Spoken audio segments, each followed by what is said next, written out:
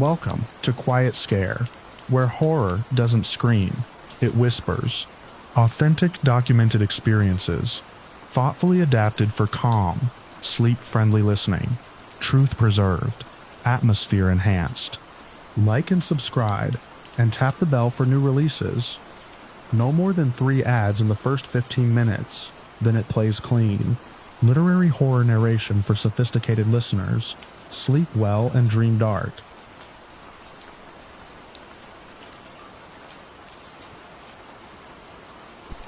I unzipped my tent and saw a ring of stones where there hadn't been one. They were fist-sized pieces of basalt, evenly spaced, set in a near-perfect circle around the rainfly.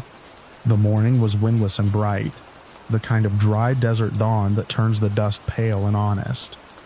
I lay there for a second, half inside my sleeping bag, trying to remember if I'd done something strange the night before. I hadn't. I'd cooked on my small stove, watched the light drain out of the canyon walls, and turned in early. I don't sleepwalk. I don't build things in my sleep. I crawled out carefully, as if I might disturb whatever it was. The stones were placed about a foot from the tent's edge, too deliberate to be random scatter. Each one had been pressed into the soft dirt just enough to seat it. I crouched and touched one. It was cool from the night. The campsite sat on a flat shelf of BLM land, miles from the nearest paved road. I'd chosen it because it was empty and quiet, with a view down into a dry wash. The ground there is a fine powder over hardpan. It records everything: tire treads, boot prints, the thin drag marks of lizards. When I set up at dusk, my own tracks had followed me back and forth from the car to the tent, heel and toe crisp in the dust. Now the ground around the circle was smooth, not just free of other tracks. Smooth. I stepped out of the tent and my boots made the first impressions in that powder, sharp and new. I walked a slow loop around the stones, scanning the ground beyond them. Nothing. No scuffing. No partial prints. No knee marks where someone might have leaned in to place the rocks. Even the prints I remembered leaving while staking the corners were gone, as if the earth had been brushed flat in the night. A light breeze can soften edges. It can't erase a whole campsite and leave a tidy ring of stones behind. I told myself there were explanations. Wind can do strange selective things in open country. People wander. Maybe someone had come through late and thought it would be funny. Maybe I'd slept through it. I've always been a heavy sleeper outdoors. Soothed by the open air, I straightened and looked toward my car, parked 30 yards away at the edge of the shelf. It was the only vehicle for miles. The dirt between us was an unmarked sheet except for the prints I was making now. The feeling that settled in wasn't fear at first. It was embarrassment. The sense that I'd missed something obvious. I walked to the car, moving off to one side to keep my new tracks separate from the untouched ground. The dust out there was just as smooth. No approach from the road. No departure toward the wash. If someone had come in the night, they hadn't walked. When I reached the car, I saw the white square tucked under the driver's side windshield wiper. It was a Polaroid. For a second I thought it might be trash caught by the blade, some old receipt. Then I saw the thick border and the faint chemical sheen. My stomach tightened in a way I can't quite describe, like I'd stepped onto a stair that wasn't there. I pulled it free. The image had developed fully. It showed the inside of my tent. My tent. The angle was from just above my feet, looking down toward my head. The zipper on the door was half open. Pale morning light leaked in. I was on my side, mouth open. One arm outside the sleeping bag. The small scar on my forearm from a climbing fall years ago was visible. My face was slack with sleep. The shot was close. Close enough that the photographer had been inside the tent or leaning through the door. My heart began to hammer, hard and fast. I looked up from the photo and scanned the empty shelf, the wash, the low junipers. Nothing moved. No engine noise. No distant figures. I checked the ground directly beneath the car. Smooth dust. No prints at the doors. No marks where someone might have stood to slide the photo under the wiper. I circled the vehicle once, careful not to trample what little evidence there might be. The only tracks in that powder were mine, fresh and distinct. I went back to the tent at a near run. The zipper on the door was closed now, as I had left it when I crawled out minutes before. I crouched and studied the stones again. They weren't from far away. They matched the scattered basalt nearby. Whoever placed them had taken time to collect and carry them, one by one, and set them evenly around me while I slept. I tried to reconstruct the night. I'd fallen asleep to a coyote yipping somewhere down the wash. I hadn't heard footsteps, no crunch of gravel, no hand on the zipper. The Polaroid showed no flash glare in my eyes, no harsh shadows, just the soft gray of dawn, which meant the photo had been taken in the early morning, not deep night, close to when I woke. I felt exposed in a way I never had before outdoors. I've been camping and backpacking for most of my life. I know the ordinary risks, weather, animals, other people. I take precautions. I choose remote sites precisely to avoid crowds. That morning, standing in that perfect silence, I realized that remoteness cuts both ways. There's no one to bother you. There's no one to hear you. I didn't pack neatly. I shoved the sleeping bag into its sack and yanked up the stakes, glancing over my shoulder between every motion. The stones I left where they were. It felt wrong to disturb them. I loaded the car in minutes, my movements clumsy and urgent. Before getting in, I took one more slow look around the campsite. The shelf lay open and bare under the rising sun. My fresh tracks made an awkward pattern between tent and car. Beyond them, the dust was unbroken, smooth as poured flour. I drove out without stopping to photograph anything. The road back to pavement felt longer than it had the day before. Every bend made me expect to see a parked truck or a person standing in the middle of the track. There was nothing. I went straight to the nearest ranger station in the small town an hour away. I brought the Polaroid in with me, holding it by the edges like it might smear. I explained what I'd found, how the ground had looked. The ranger listened carefully and took notes. A deputy came over from the sheriff's office. They asked if I had enemies, if anyone knew where I was headed. I told them no. I planned trips alone and keep them loose. We drove back out together in separate vehicles. By then the sun was high, and a light breeze had started up. The campsite looked the same. The ring of stones was still there. The ground beyond my own earlier tracks remained oddly blank. The deputy walked a wide perimeter, scanning for any sign of approach from the road or the wash. He found nothing. He crouched and ran his fingers over the dirt, frowning at how soft it was. He said it should have recorded something. He didn't speculate beyond that. They took the photo as evidence and promised to log it. A week later, I received a copy of the report by email. It was brief. Unlawful entry suspected. No signs of forced access. No identifiable prints. No suspects. The attached PDF had a reference string at the bottom that looked like a glitch from their record system. I remember staring at that odd tag longer than the rest of the page, as if it might contain an answer. They never called back with more. I haven't camped alone since. I've tried to rationalize it. Someone exceptionally careful could have approached over rock, stepping only on stone and hard ground, never touching the dust. They could have smoothed over my old tracks with a branch. They could have unzipped the tent with slow, steady hands and taken the photo without waking me. It's possible, skilled, patient, but that doesn't explain why there were no signs of smoothing. No faint drag lines, no disturbed edges, just an absence, clean and complete. Sometimes at home, I take the copy of the Polaroid from the drawer where I keep it and study my sleeping face. I look for clues in my own posture. Was I drugged? I hadn't eaten or drunk anything unusual. My stove and water jug were untouched. My car showed no tampering. What unsettles me most isn't the stones or even the photograph. It's the fact that whoever stood over me could have done anything. The distance between being observed and being harmed is thin. That morning it was crossed in one direction and not the other. I still go outside. I still hike, but I choose crowded campgrounds now, with the low murmur of other tents nearby. I miss the deep quiet of places like that desert shelf. I miss the sense that the land was wide and empty and mine for a night. When I close my eyes, I sometimes picture that ring of stones in the early light. each one pressed carefully into the dust. I picture the ground around them, flawless and blank, as if no one had ever stood there at all, and I see myself inside that circle, asleep and unaware, the zipper half open to the morning, while something patient and silent watched me breathe.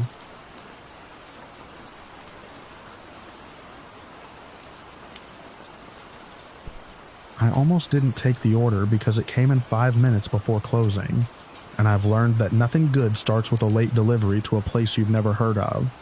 The ticket printed with a dry cough from the machine, and I remember wiping my hands on my jeans before I tore it free. The address wasn't on a main road, not even on a county road. It was listed as a private drive off Route 17, with no house number, just a name I didn't recognize and a note that said to leave the door open and bring the food to the kitchen. I've been delivering food for 3 years. I'm not brave, but I'm careful. I park under lights when I can. I keep my doors locked between stops. If something feels off, I trust it. That night, something felt off. The order itself was large.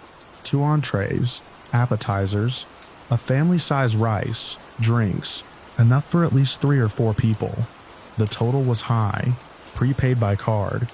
At the bottom of the receipt under the authorization line, there was a string of characters that looked like a printer glitch. I almost crumpled it up and reprinted. But we were closing and my manager Dale was already counting the drawer. Last one, he said without looking up. I told him the address sounded strange. He shrugged and said the card cleared.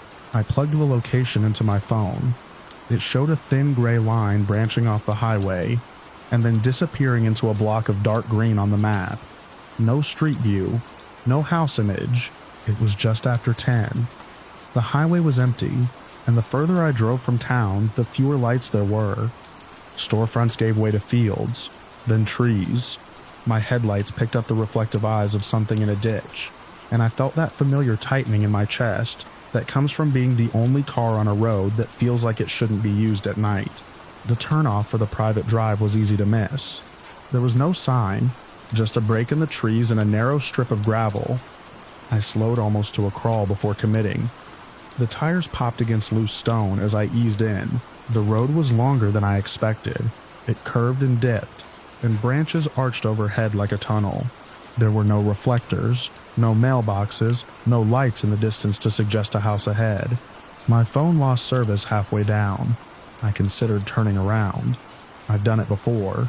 You can always say you couldn't find the place. Then, I saw the house. It sat at the end of the drive. 2 stories, wide and low like it had been built in the 70s, and never updated. No porch light, no lights inside at all. The windows were black rectangles. The only reason I knew I was in the right place was because the gravel widened into a clearing that felt intentional, and the front door was open, not cracked, not half shut, wide open. I stopped a good distance from the steps and left my engine running. My headlights washed over the front of the house, lighting up peeling paint and a set of wind chimes that didn't move. There was no car in the driveway, no sound from inside. I grabbed the food from the passenger seat, but left my driver's door open. I always do that when I'm unsure. It gives me a straight shot back. Delivery, I called out as I stepped onto the porch. My voice sounded wrong in the quiet, too loud. It seemed to disappear into the dark inside the house without echo. That was when I heard it. A voice from somewhere deeper in the house, flat and calm, telling me to bring the food into the kitchen. No greeting, no apology for the darkness, just an instruction. I froze at the threshold. From where I stood, I could see a narrow hallway stretching back into the house. No lights, just darkness layered on darkness. The air that drifted out was cool and stale, like a place that hadn't been aired out in days. Every safety rule I've built for myself started flashing in my head. Don't enter a residence. Keep transactions at the door. If something feels staged, it probably is. I said I wasn't allowed to come inside. My voice sounded small. The voice from the back of the house repeated the instruction. Bring it to the kitchen. It didn't sound angry. It didn't sound impatient. It sounded certain. I took one step forward, just enough to set the food down inside the doorway. My eyes strained to adjust. The hallway floor looked scuffed, the walls bare. There were doorways on either side, all dark, and then I saw the shape. At first I thought it was a coat rack, a vertical line against the darker background. But as my headlight shifted slightly with the rumble of my idling car, the beam caught an outline, shoulders, a head, arms hanging straight down, a person standing motionless in the hallway, not approaching, not retreating, just standing there, watching. I couldn't see a face. The light didn't reach that far, but I felt the weight of being observed, measured. My body reacted before my brain did. I stepped back onto the porch. The food bag tipped over where I'd placed it, one of the drink lids popping loose and spilling onto the threshold. The voice didn't change. It told me again to bring it into the kitchen. The figure in the hallway didn't move. That stillness was what did it. If they had walked toward me, if they had waved, if they had even shifted their weight, I might have convinced myself it was normal. But they stood like a cutout. I left the food where it was and backed down the steps. Gravel crunched under my shoes. I kept my eyes on the doorway until I reached my car. The hallway was empty. I don't know if the person stepped back into one of the side rooms or if the angle changed enough that I couldn't see them anymore. I just know that 1 second there was a shape, and the next there was only black. I got in, slammed the door, and locked it. My hands shook so badly I fumbled the gear shift. As I pulled away, my headlights swept across the front of the house one last time. The door was still open. The bag of food lay on its side just inside. No one came out onto the porch. No one chased the car. The drive back down the private road felt longer. Every time my tires slid on the gravel, I imagined another vehicle blocking the exit. But the road was empty. When I hit the highway, my phone regained service and buzzed with missed notifications. None from the customer. I didn't breathe normally again until I saw the lights of town. Dale was still there when I got back, wiping down the counter. He looked annoyed until he saw my face. I told him what happened in a rush, trying to keep it factual. Open door. Dark house. Voice telling me to come inside. Someone standing in the hallway. He frowned and checked the order details on the computer. The number attached to the order went straight to a recording saying it had been disconnected. Dale tried the card company line we use for chargebacks. He was quiet for a long time, listening. Then he covered the receiver and told me the credit card had been reported stolen earlier that evening. The name on the order didn't match the card. The billing address was in another state. Dale hung up and stared at the screen. He said we'd report it and eat the cost. He told me I did the right thing by not going in. I clocked out and sat in my car for a while before driving home. My clothes smelled like fried food and cold night air. I kept replaying the image of that hallway in my head. The open door, the unmoving figure, the voice that never changed tone. I've thought about practical explanations. Maybe it was an empty house being used by someone who didn't want to show their face. Maybe they planned to grab the food and run without paying, not realizing it was prepaid. Maybe it was something worse. Someone counting on a driver to step far enough inside that the door could close behind them. What I know is simple. The order was fake. The card was stolen. The phone number was dead. The house was dark. And someone was waiting inside with the door wide open at the end of a long, unlit road. I still deliver. I still take late orders sometimes. But now, when I see a note telling me to come inside, I remember that hallway and the way the figure didn't move at all. I picture that open doorway at the end of the gravel drive, breathing out cold air into the night, as if the house itself were waiting for someone less careful than me to step across the threshold and disappear into the dark.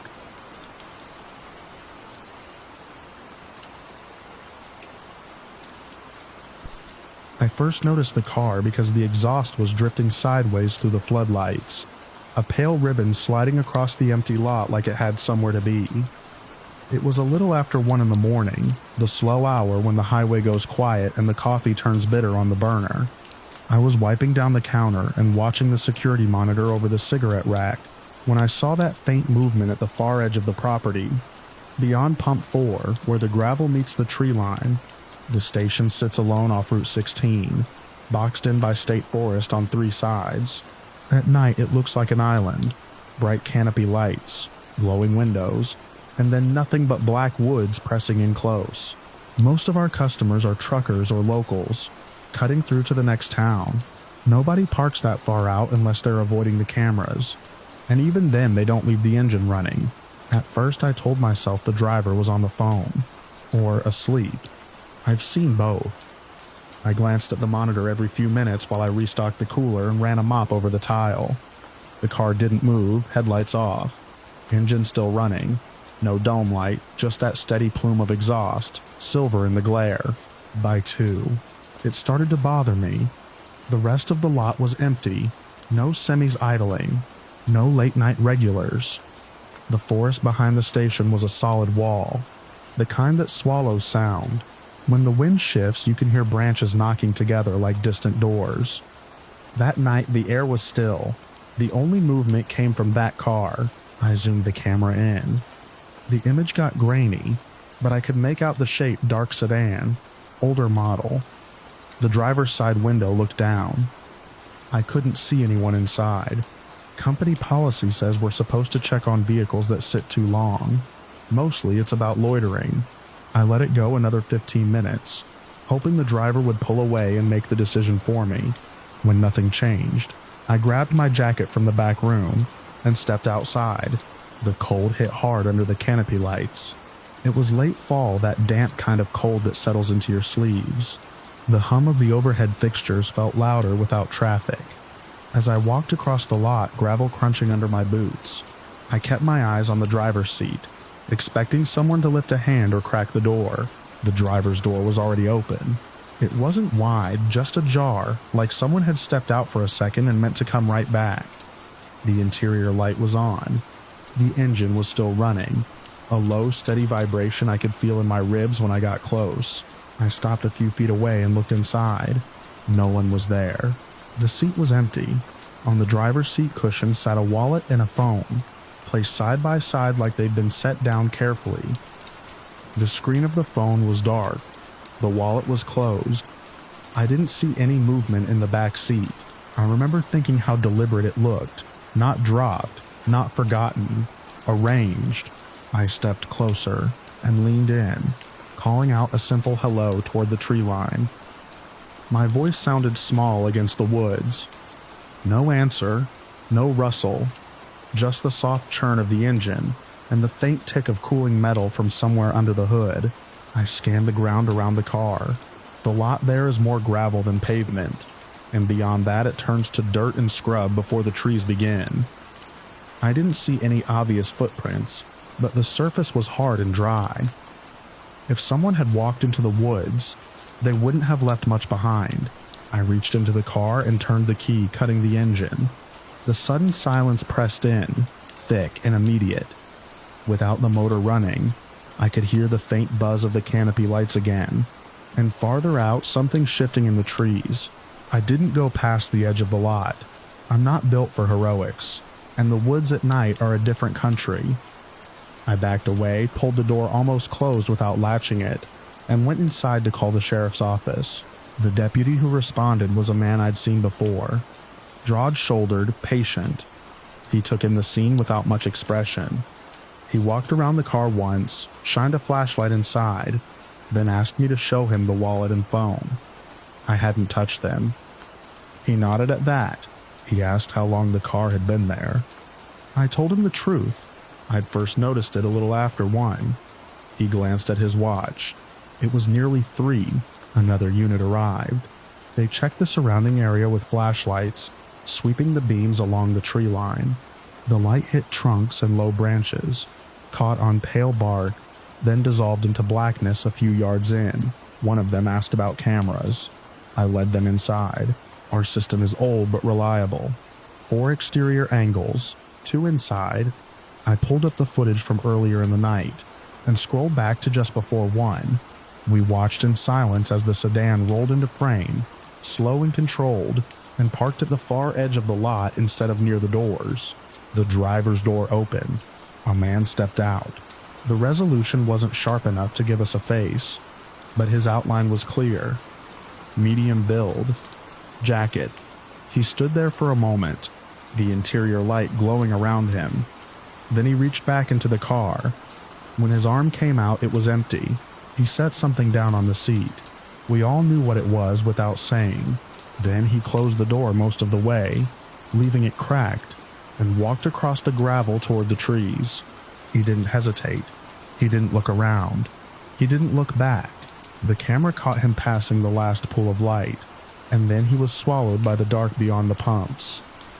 There was no stumble, no sign of someone running or being chased, just a steady walk into the woods. We rewound it, watched again, same thing.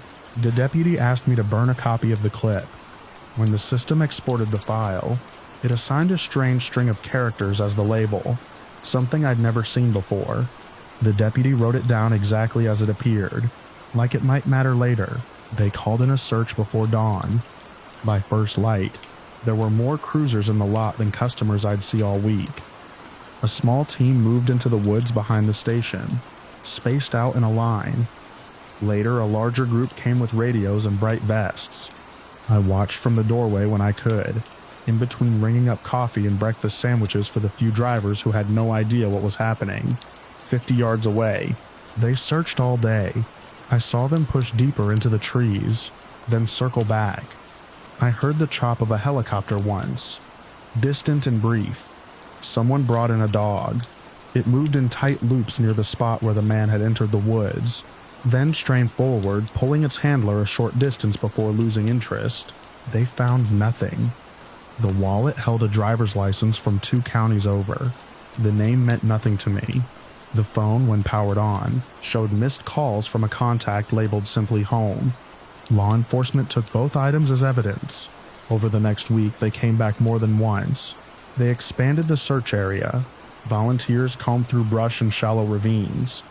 The forest behind the station isn't endless, but it's dense enough to hide a person easily. There are old logging trails that fade into undergrowth, drainage ditches masked by leaves, stretches where the ground dips without warning. No sign of him ever turned up. No clothing, no footprints, no remains. His car was towed 2 days later. The patch of gravel where it had idled looked no different from the rest of the lot once it was gone. Customers parked there without knowing. I went back to my normal routine, stocking shelves, brewing coffee, watching the monitors. But every time a vehicle lingered too long at the edge of the property, my chest tightened. I'd find myself staring at the tree line, half expecting to see a figure step back out, brushing leaves from his jacket, apologizing for the trouble. I replayed the footage more times than I needed to. There was something about the way he walked that bothered me. Not hurried, not confused, just resolved. Like he had already decided something long before he pulled into my lot. People have asked me what I think happened. I don't offer theories anymore. The woods are vast, but they're not magical. Search teams know how to grid an area. Dogs know how to follow a scent. If he'd gotten lost or injured close by, they would have found something. What unsettles me is the order of it. The wallet placed neatly on the seat, the phone beside it.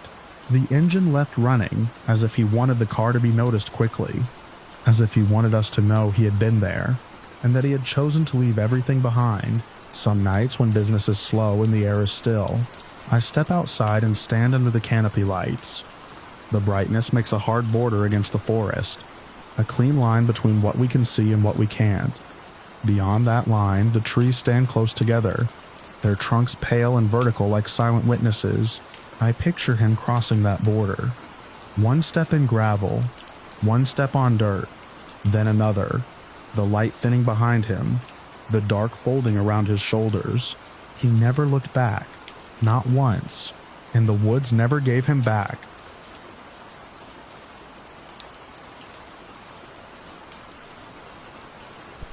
The camcorder was wedged beneath the lip of the storm drain like it had been placed there on purpose, not washed in by accident.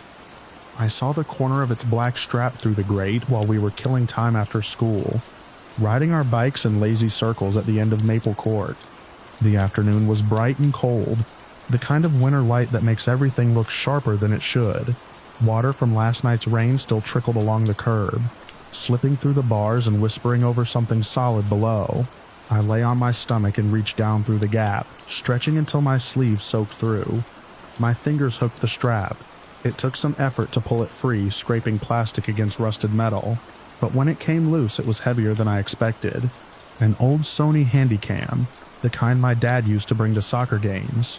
It was scuffed but intact, the lens uncracked, the battery door sealed tight. It shouldn't have worked.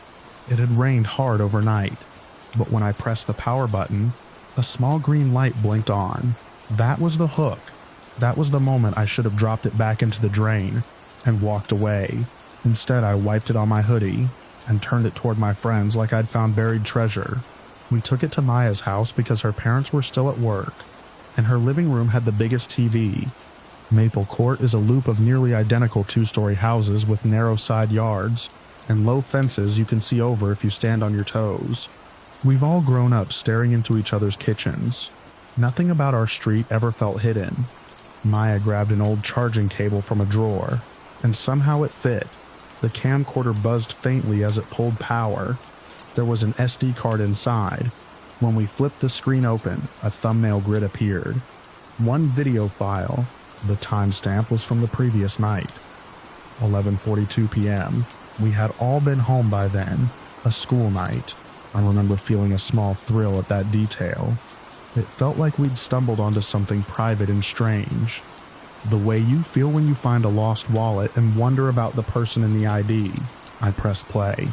The footage started in darkness, then adjusted. A streetlight flared into view, haloed by moisture in the air. The camera was chest height, moving with the steady rhythm of someone walking. There was no talking, just a faint crunch of shoes on damp pavement, and the distant hum of traffic from the main road. It took me a few seconds to recognize the curve of the sidewalk. Maple Court. Our Maple Court. The cameraman was walking past the Miller's house.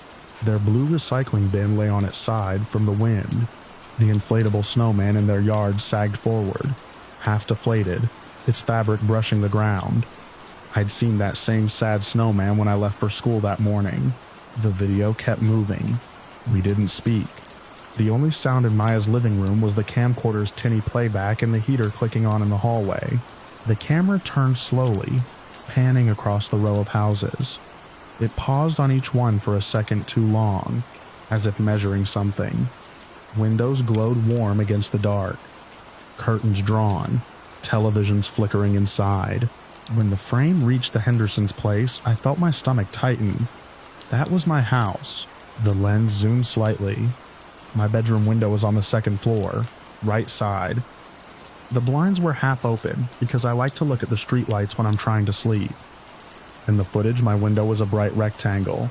A shadow moved across it. Me. I must have been pacing or grabbing something off my desk. The camera lingered. Then it moved on. Maya's breathing had gone shallow. She leaned closer to the screen as the footage approached her driveway. Her mom's SUV was parked crooked, just like always. The porch light was off. The cameraman crossed the street. The image dipped briefly, as if stepping off the curb, then steadied again. The perspective shifted from the middle of the road to the narrow strip of grass along Maya's front yard. I could see the texture of the brick on her house, the small crack near the bottom of the window where we'd once chipped it with a baseball. The camera edged toward the side of the house. There was a faint rustle, like fabric brushing against siding. The lens angled upward and stopped inches from the living room window. We were sitting in that exact room. In the footage, the curtains were open. The timestamp read 11:58 p.m. Inside, the TV was on. Maya was asleep on the couch, a blanket pulled to her chin. Her little brother lay on the floor with a controller still in his hand. The cameraman adjusted focus. The image sharpened. He was filming through the glass. My throat felt tight. I remember thinking how easily that could have been any of us. How normal the scene looked from outside. How exposed. The video continued for another minute. The lens shifted slightly left, capturing the edge of the hallway. It held steady there as if waiting for someone to walk past. Then the image jolted violently. The frame swung toward the ground. There was a muffled curse too distorted to make out, and the picture tumbled into darkness. For a second, I saw a blur of concrete and metal bars. The storm drain. The screen went black, then returned to the playback menu.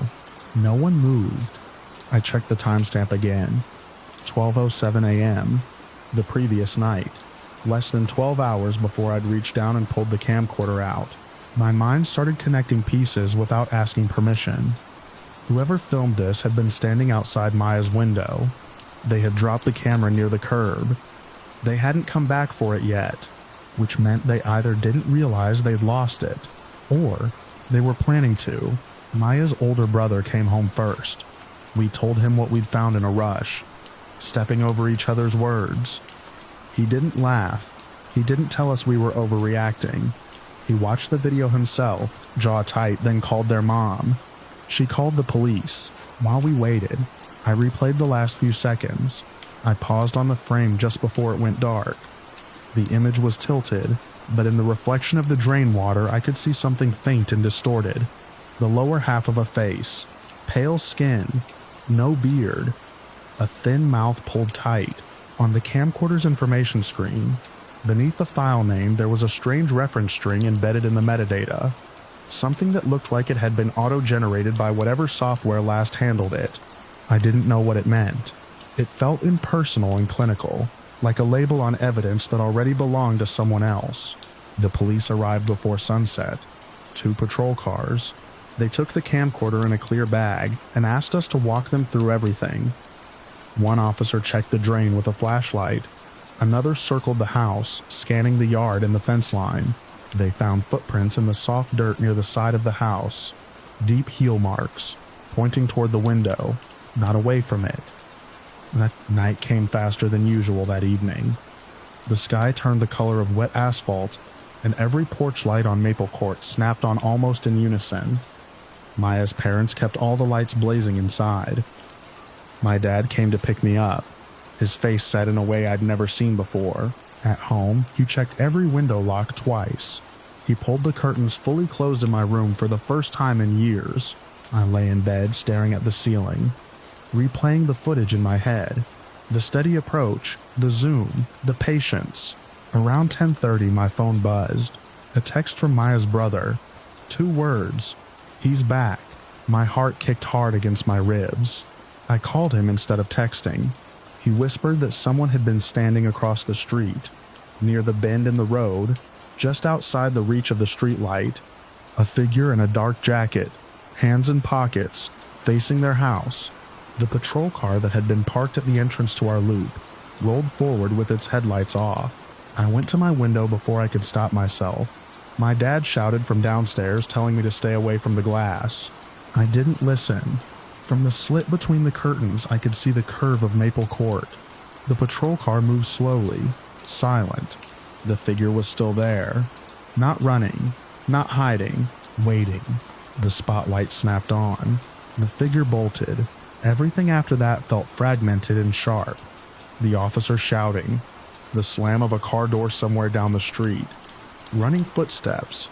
A thud. Another shout. I couldn't breathe. The chase lasted less than a minute. It felt longer. They tackled him near the Hendersons' mailbox. He went down hard. Hands finally visible. Empty. Short sentences. Commands. The metallic click of handcuffs. That was it. Later, we learned he lived 3 streets over. 19 years old. No record. The police found more footage on his laptop, all from our neighborhood. Hours of it. Windows, driveways, people through glass. He told them he liked to watch. The camcorder had slipped from his hand when he crouched near the drain, startled by a passing car. He hadn't dared to come back for it during the day. He'd returned that night to see if it was still there. Instead, he found patrol lights. They increased police presence on Maple Court for a week. Parents formed a group chat. Curtains stayed closed longer than usual. For a while, every shadow felt intentional. It's been months now, and the street looks the same. The snowman is gone. The recycling bins stand upright. Kids ride bikes in slow circles again. But sometimes when I pass that storm drain, I slow down without meaning to. I glance at the narrow gap between the bars, half expecting to see another strap caught beneath the lip, another green light blinking patiently in the dark. At night, I don't leave my blinds half open anymore. I don't like the idea of a rectangle of light advertising exactly where I am. When I turn off my lamp, I imagine how the house must look from the curb. Quiet, sealed, ordinary, and I think about how ordinary it looked on that screen from just a few feet away while someone stood outside holding a camera, watching.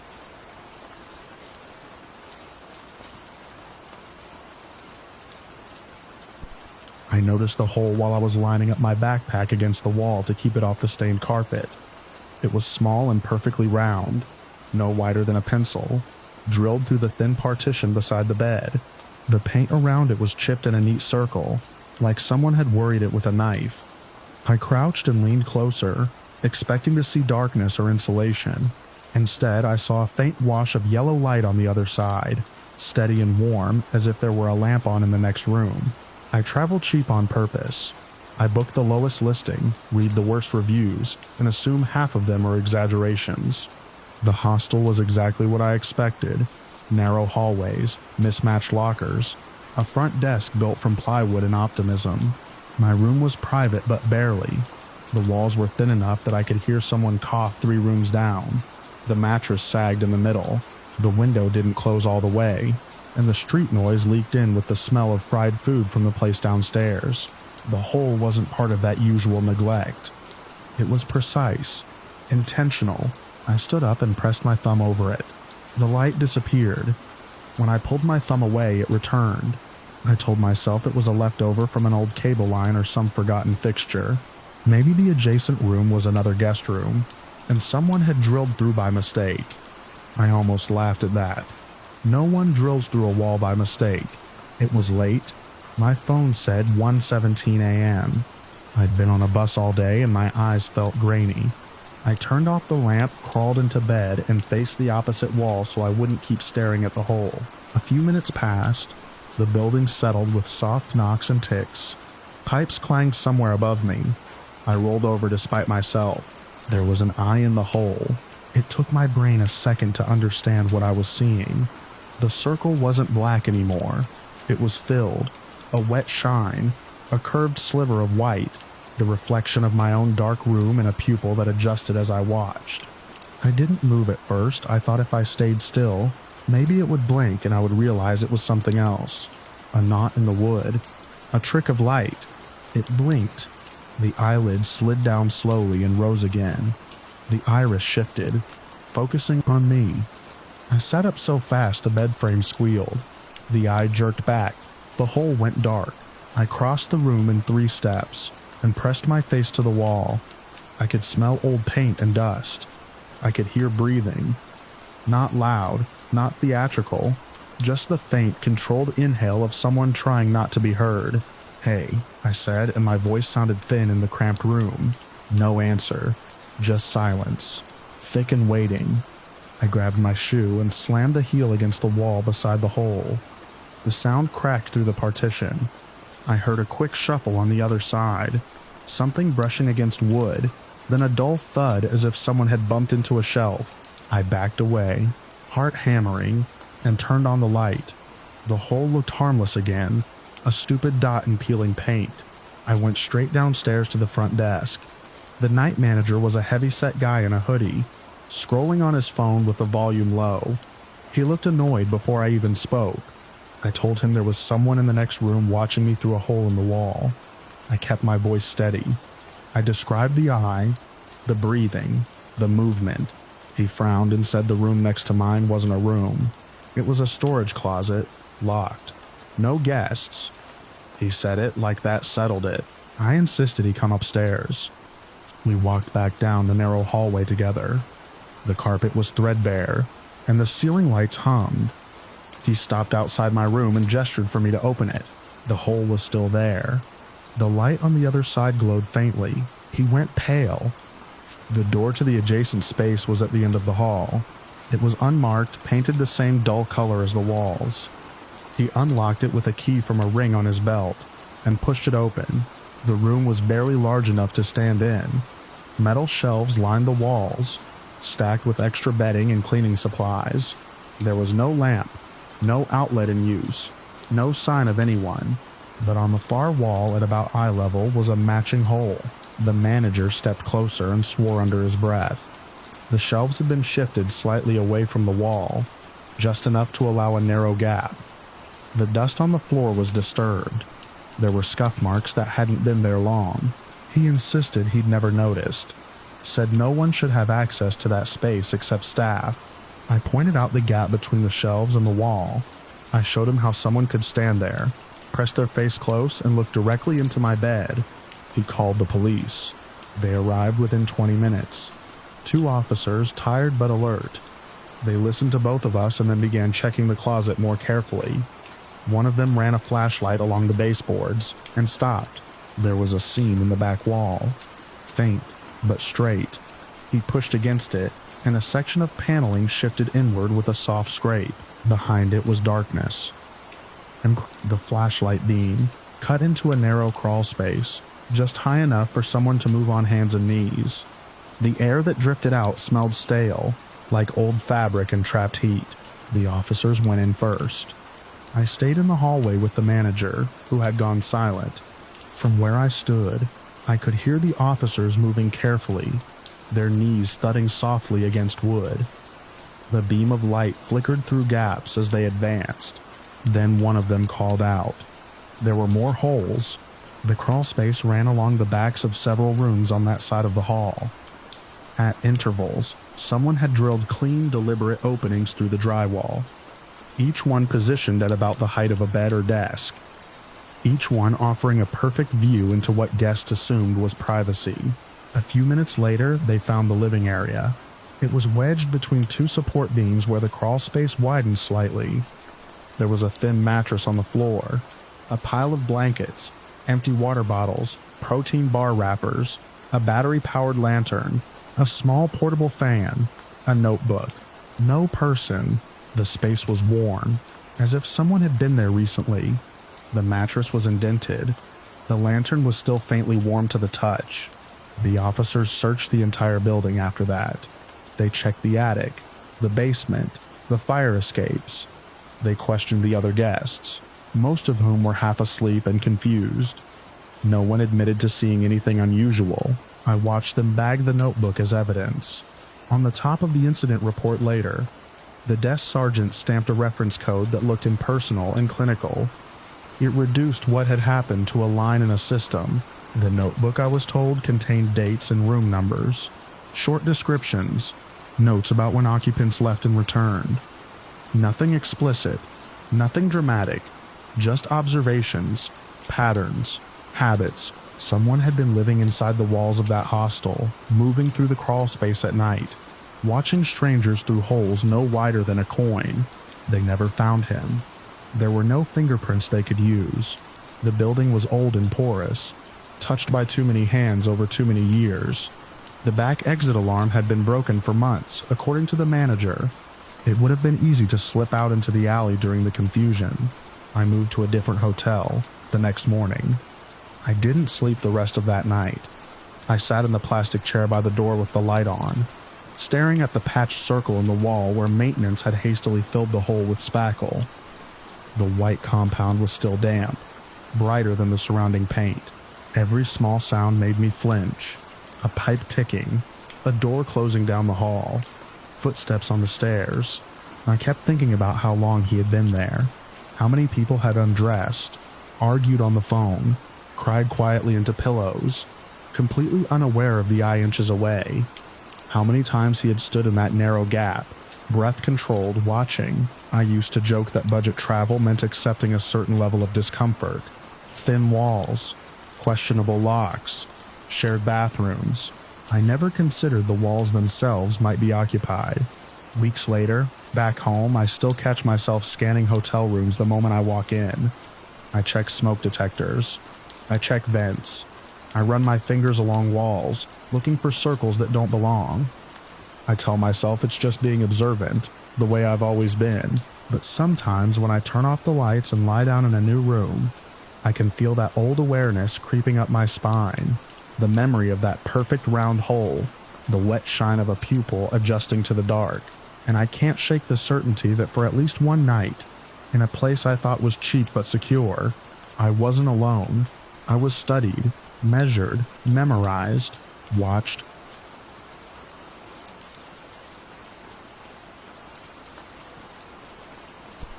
I was tightening the trucks on my skateboard when I noticed the window again.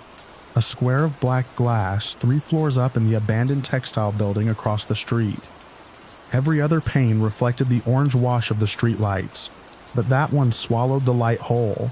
People in the neighborhood called it the damned window, like it had earned the name through repetition alone. I'd spent the last week skating past it after dark, pretending I wasn't looking, feeling that tug in my chest that usually meant I was about to do something stupid. By the time my boyfriend and I ducked under the sagging chain at the side entrance, the city had thinned to distant traffic and the hum of power lines. The air was damp and metallic, the kind that carried sound farther than it should. A faded no trespassing sign hung crooked on the brick, tapping softly against the wall in the wind. I told myself we were just going in to find the angle of that window from the inside, to prove it was only dirty glass and shadow. I've always been the one who rolls toward the stair set. Everyone else avoids. Curiosity feels like momentum to me. Inside, the building smelled like wet plaster and old oil. Moonlight slipped through broken panes and laid pale bars across the concrete floor. Pigeons rustled somewhere high in the rafters. My wheels clicked against loose gravel as I carried my board by the nose, the sound too loud in the open space. The lobby had been stripped to brick and beams. Someone had spray-painted a long looping tag across the far wall, and beneath it, in smaller characters that looked almost like a broken link, was a strange stencil. Countdown. It made me think of bored kids with too much time and a ladder. We found the stairwell by the smell of mildew, and the way the darkness pulled thicker in that corner. The first flight groaned under our weight. I counted the floors without meaning to. Not numbers exactly, just the rhythm of landings and turns. The building felt hollowed out like a rib cage with nothing inside. Every scuff of my shoe came back to me a half-second later from somewhere above. On the second floor, we stepped into a corridor lined with doorways that opened into empty rooms. The wind moved through them and made a low, steady breath. I tried to match the outside view in my head, picturing the black window and the way it sat slightly off-center. We drifted toward the side facing the street. That's when I heard it for the first time. A soft thud from above us, followed by a scrape that traveled a few feet and stopped. We froze at the same moment. The building settled around us. I told myself it was a loose board shifting, or a pigeon knocking something over. Then it came again, more distinct. Footsteps. Quick, light, deliberate. They crossed overhead from left to right, paused, and then there was a dragging sound, like something heavy being pulled across concrete. My chest tightened in a way that had nothing to do with exercise. We were supposed to be alone. The legend of the window wasn't elaborate, just stories about people who'd stared up at it too long and felt watched, about a silhouette that sometimes stood behind the glass. I'd rolled my eyes at that part. Standing in that corridor, though, with the sound moving above us in the dark, my brain began to connect dots that weren't there. We edged back into the stairwell and looked up the center shaft. The higher flights were swallowed in shadow. Another footstep rang out, closer to the stairwell now. A quick patter, then silence. I felt exposed holding my board, like it marked me as a trespasser in a place that didn't want witnesses. We started up to the 3rd floor, because turning back felt like admitting we'd scared ourselves. The air grew colder as we climbed. Halfway up, something hit the floor above with a flat crack. Dust sifted down through the open center of the stairwell. I imagined a door slamming on its own. I imagined worse. My senses sharpened until every draft felt intentional. The 3rd floor corridor mirrored the one below, but narrower. The windows boarded in patches. The city glowed through gaps in the wood. At the far end I saw it, the damned window from the inside. The glass was intact, darker than the others, filmed over with grime that turned the streetlights into smeared halos. Up close it looked ordinary, just another pane neglected long enough to become a mirror. A footstep landed behind us. It wasn't loud. It didn't need to be. It was the kind of sound that belonged to a sneaker on concrete, quick and controlled. I spun around. The corridor was empty. The doorways gaped like missing teeth. My heartbeat thudded in my ears so hard it drowned out the wind. Then came the dragging again, right above our heads this time, followed by a rapid sequence of steps that traveled the length of the ceiling. It felt purposeful, like someone pacing us from the floor above. I pictured a figure keeping time with our movements, matching our path. We moved back toward the stairwell, faster now. The steps above matched our pace. When we descended one flight, the footsteps descended too, circling the open center shaft. I could hear rubber soles scuffing, a muted laugh that I told myself was just air squeezing through pipes. Panic doesn't arrive as a scream. It arrives as a decision already made. We didn't discuss leaving. We just ran. Our shoes slapped against the stairs. The building answered with echoes that multiplied our noise until it sounded like a crowd. Something scraped hard overhead, then a rapid drumming of steps. I imagined hands on the railing above, someone leaning over to watch us flee. We burst onto the second floor. The corridor seemed longer than before. A shape shifted at the far end, only a shadow bending with the wind through a broken board. But in that moment, it was a body. The dragging came again, louder, accompanied by a sharp thud that made me flinch sideways into the wall. We cut through the nearest room instead of the hall. Glass crunched underfoot. The room smelled of rain and rust. Another impact sounded from somewhere close, followed by the unmistakable rhythm of running. Not heavy boots. Light, agile. The window ahead was missing its lower pane. Without slowing, we climbed through. Cold air hit my face. My palms scraped the sill. I dropped to the patchy grass outside and stumbled, catching myself with the board. He landed beside me a second later. For a heartbeat, the world held still. Then we heard it clearly. Laughter. It spilled from above us, bright and unafraid. We looked up. On the roofline, silhouetted against the night sky, a group of teenagers stood outlined by the glow of their phones. One of them sprinted toward the edge and vaulted a low structure with practiced ease. Another dragged what looked like a loose sheet of metal across the roof, letting it screech. A third cupped his hands around his mouth and let out a theatrical howl before doubling over in laughter. They weren't ghosts. They were kids doing parkour on a Saturday night, using the hollow belly of the building as an amplifier. Our footsteps had cued theirs. Our panic had probably made it better. One of them pointed down at us and mimed a dramatic shiver. Another gave a mock bow. The sheet of metal scraped again, deliberately this time recreating the sound that had chased us down the stairs. The realization drained through me so fast, my knees felt weak. Every ominous footstep had been a sneaker. Every dragging sound had been a prop.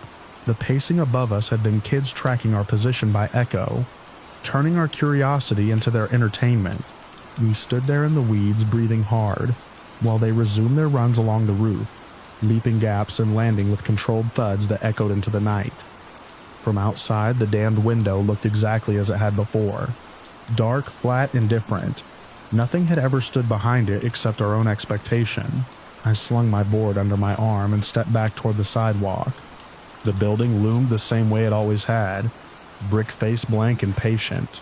Up on the roof, the teenagers' silhouettes flickered as they moved, laughing, dragging metal, turning an empty place into a stage. The black window reflected a slice of moonlight now, no longer swallowing it, just holding it like any other piece of glass in the city. And I couldn't help staring at it one last time as their shadows crossed in front of it and dissolved into the dark.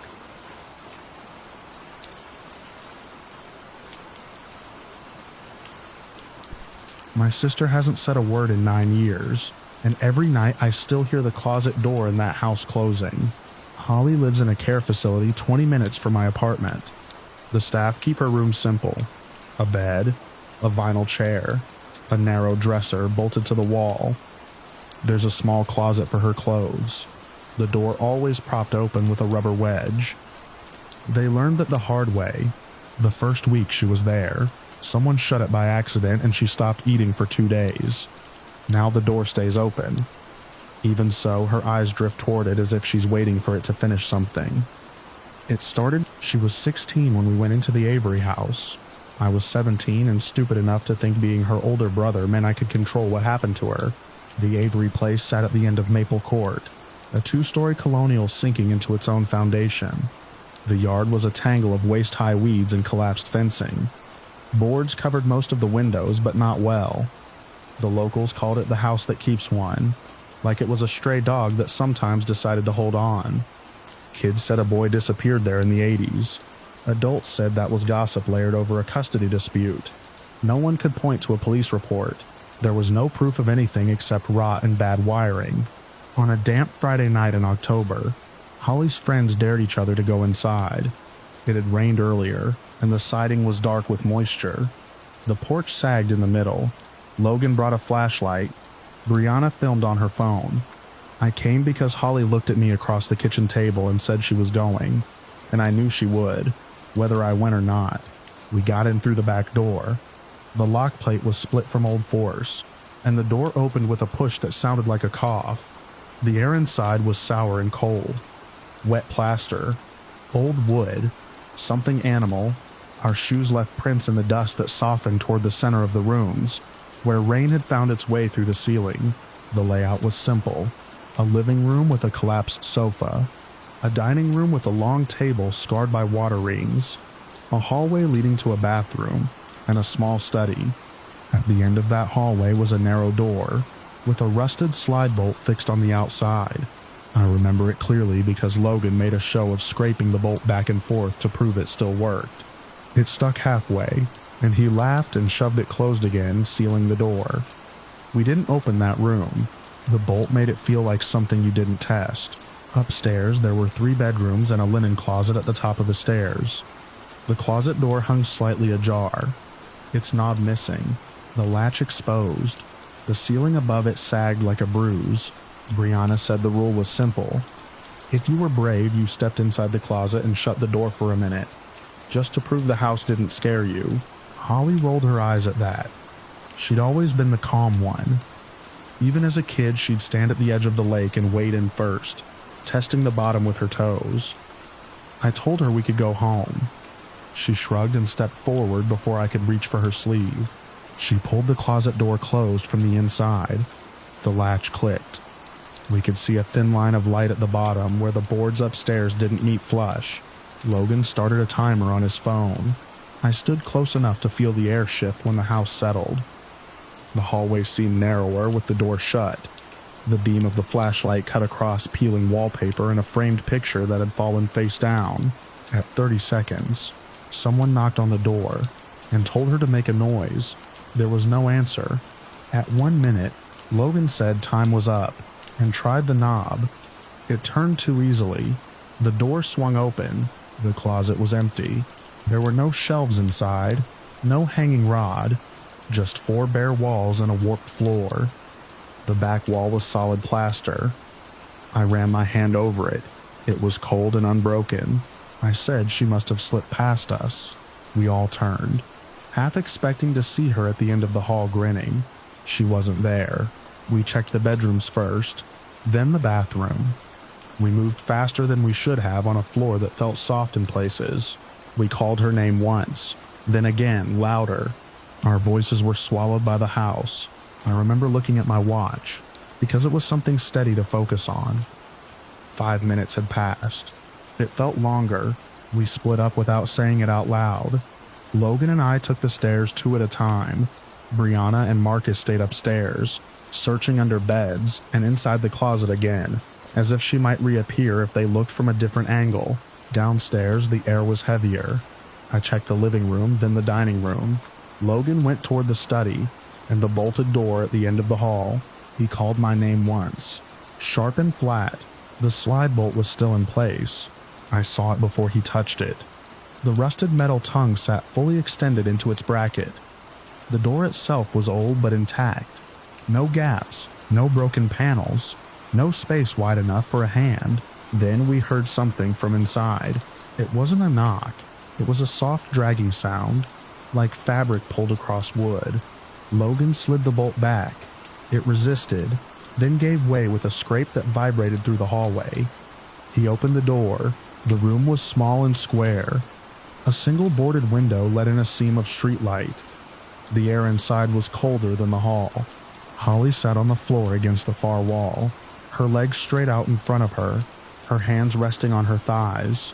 Her eyes were open. She was looking at the door. I crossed the room in 3 steps and knelt in front of her. I said her name. I touched her shoulders. Her skin was cool but not damp. There was dust on the back of her sweater, as if she'd leaned there a long time. She didn't blink when I waved my hand in front of her face. Upstairs, Brianna started screaming that she'd found us. The others crowded the doorway. No one said what we were all thinking, that there was no way for Holly to have gotten into that room without one of us moving the bolt. I checked the window. The boards were nailed from the inside. The nails were old and swollen in place. There was no second door, no visible crawl space. The walls were solid. 10 minutes. That's what Logan's timer showed when he held his phone up with a shaking hand. 10 minutes since she'd stepped into the closet. We carried her out between us. Her body moved when we moved it, but she didn't help. She didn't resist. On the porch, under the weak glow of the street lamp, she looked like someone waiting for a cue she hadn't been given. The police came. So did our parents. The house was searched that night and again the next day. Officers measured the rooms. They photographed the bolt. They pried at baseboards and tapped on walls. They found nothing except mold and rodent droppings. There were no hidden passages, no footprints beyond our own, no evidence of anyone else inside.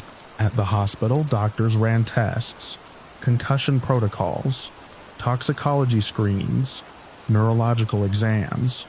They said the word catatonic in careful tones, like it might break if spoken too loudly.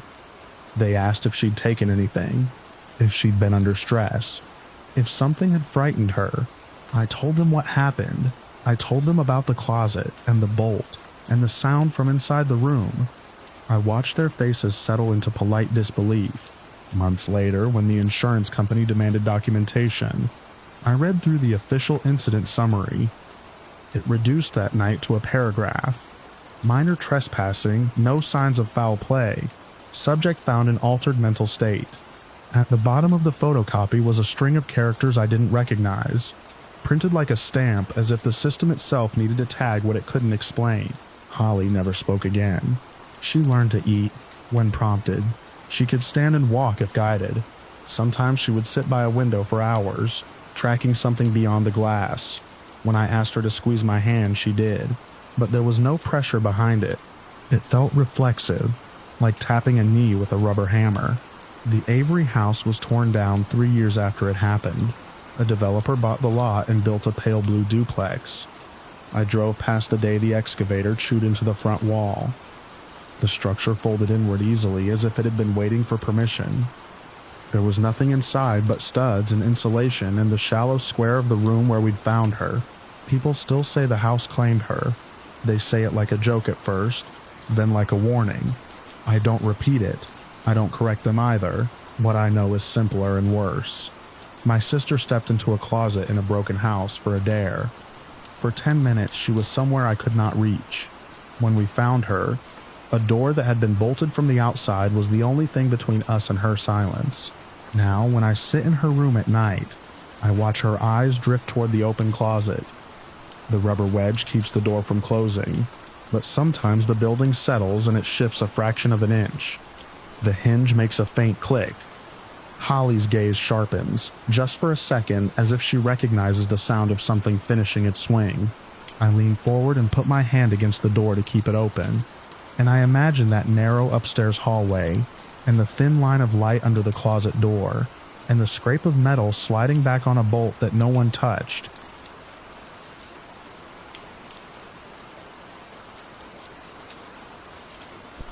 At 2:17 a.m., the scrape came through the ceiling speakers like a shovel dragged across concrete. It was low and steady, not the quick rattle of a cart or the hollow knock of ductwork. It had weight to it. I was alone in the security office, halfway through a mug of burnt coffee, watching a grid of empty galleries when the sound carried again, longer this time, traveling from left to right as if something heavy was being pulled across the floor of the East Antiquities wing. I have worked night security for 12 years. I know the building's language. Air handlers thump on in cycles. Old pipes tick when they cool. The freight elevator hums before it settles. This was none of that. This was friction. I swung my chair toward the monitor bank and pulled up camera E4, the Egyptian gallery. The room was still and brightly lit under the conservation lamps. Glass cases stood in rows. The large stone sarcophagus at the center of the room rested in its steel cradle, exactly where it had been at the start of my shift. No one was inside. The motion overlay showed no active zones. Then the sensor panel chirped. Zone 41, East Corridor. A second later, Zone 42, then 43. They were tripping in sequence, moving toward the Egyptian gallery. The cameras tied to those zones showed empty hallway, no shadow crossing the polished floor, no reflection in the glass. I leaned closer to the screens.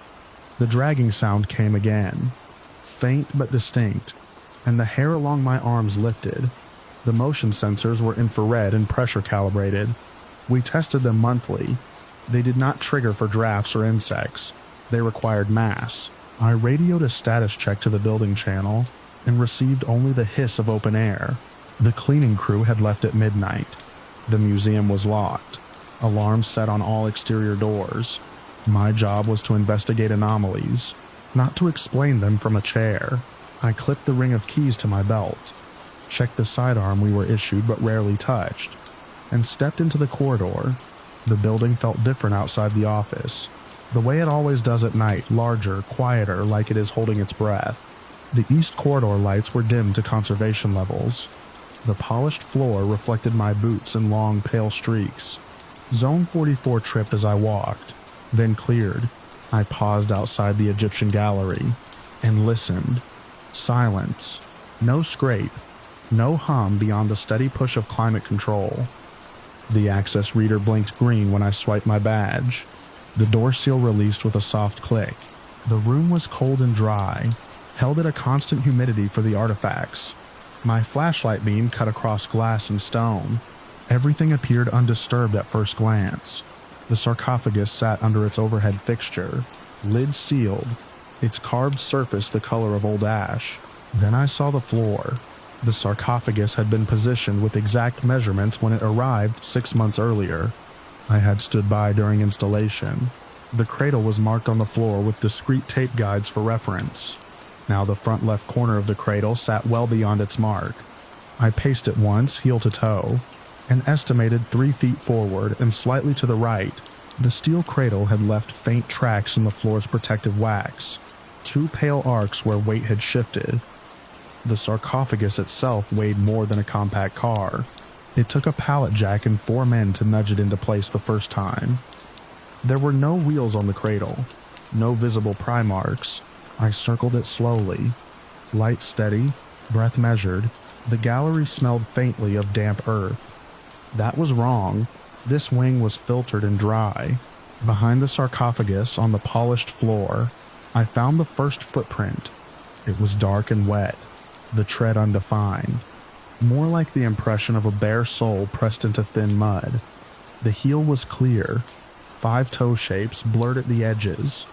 The print faced away from the sarcophagus, angled toward the north wall. I crouched and held the light close.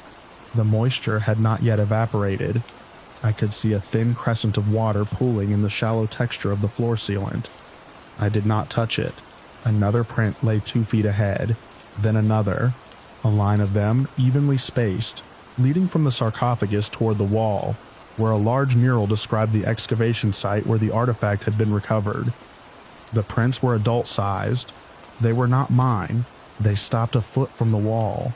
No smear upward, no scuff as if someone had pivoted, no continuation along the baseboard, just the last dark impression, and then clean glossy floor.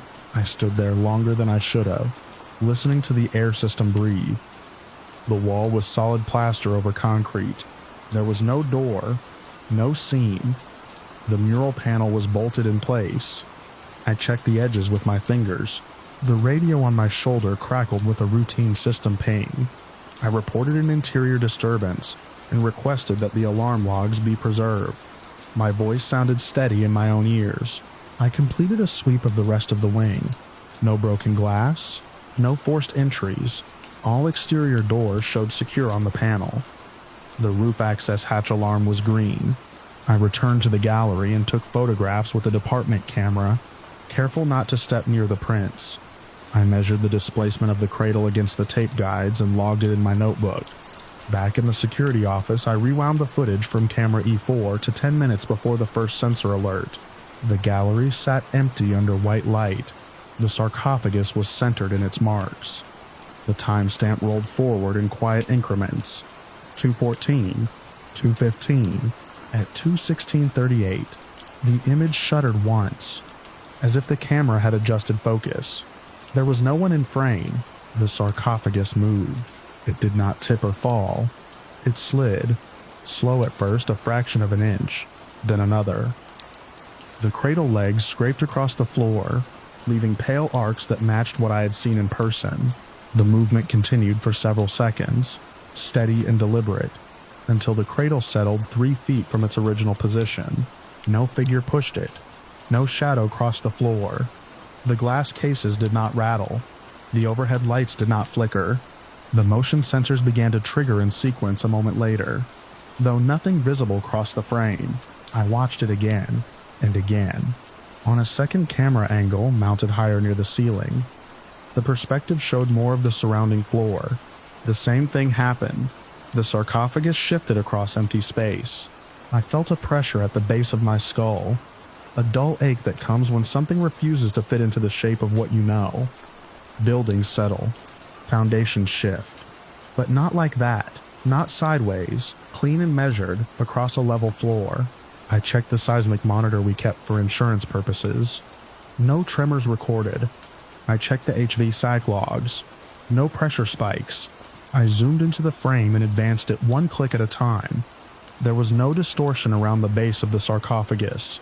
No blur to suggest tampering with the feed.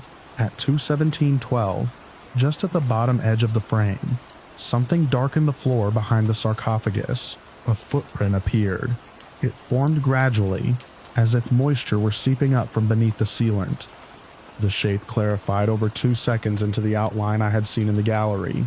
Then another print materialized ahead of it, and another. They did not splash or strike. They simply became visible, one after the other, leading away from the stone box. The last print stopped where I had found it. The wall remained blank and undisturbed. I sat back from the monitors. My hands were flat on the desk. I became aware of the hum of the fluorescent light above me, and the faint tick of the wall clock. It was 3:02 a.m. I burned the relevant footage to a secure drive and flagged it in the incident system. I typed a detailed report while the images were fresh, describing the sound, the sensor sequence, the displacement measurement, the prints, and the review of the video. I avoided adjectives. I kept to what could be observed. I still have that write-up saved as a plain text file on my old laptop, unchanged since that night. By the time the first administrative staff arrived at 7:30, the prints had dried to faint outlines. Facilities roped off the gallery. A conservator examined the sarcophagus for cracks. There were none. The cradle showed no structural failure. The floor beneath it was level when checked with a laser. I sat in a small conference room with the operations director and replayed the footage on a larger screen. In daylight, with coffee and fluorescent panels buzzing overhead, the movement looked even cleaner. There was no cinematic distortion, no convenient shadow. They asked if I had entered the gallery before reviewing the video. I said yes. They asked if I had touched the sarcophagus. I said no.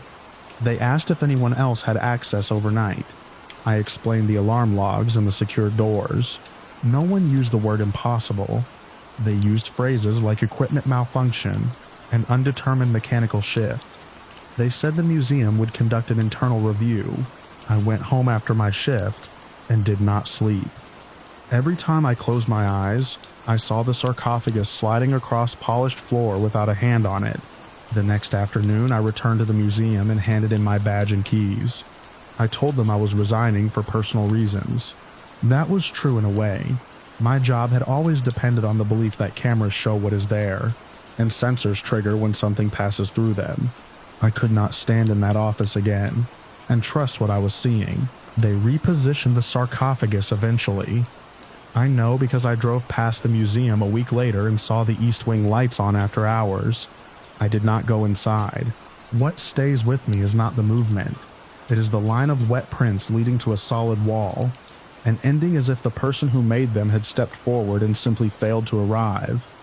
When I think about that room now, I see the last dark impression on the floor, toes pointed at painted plaster, and nothing beyond it.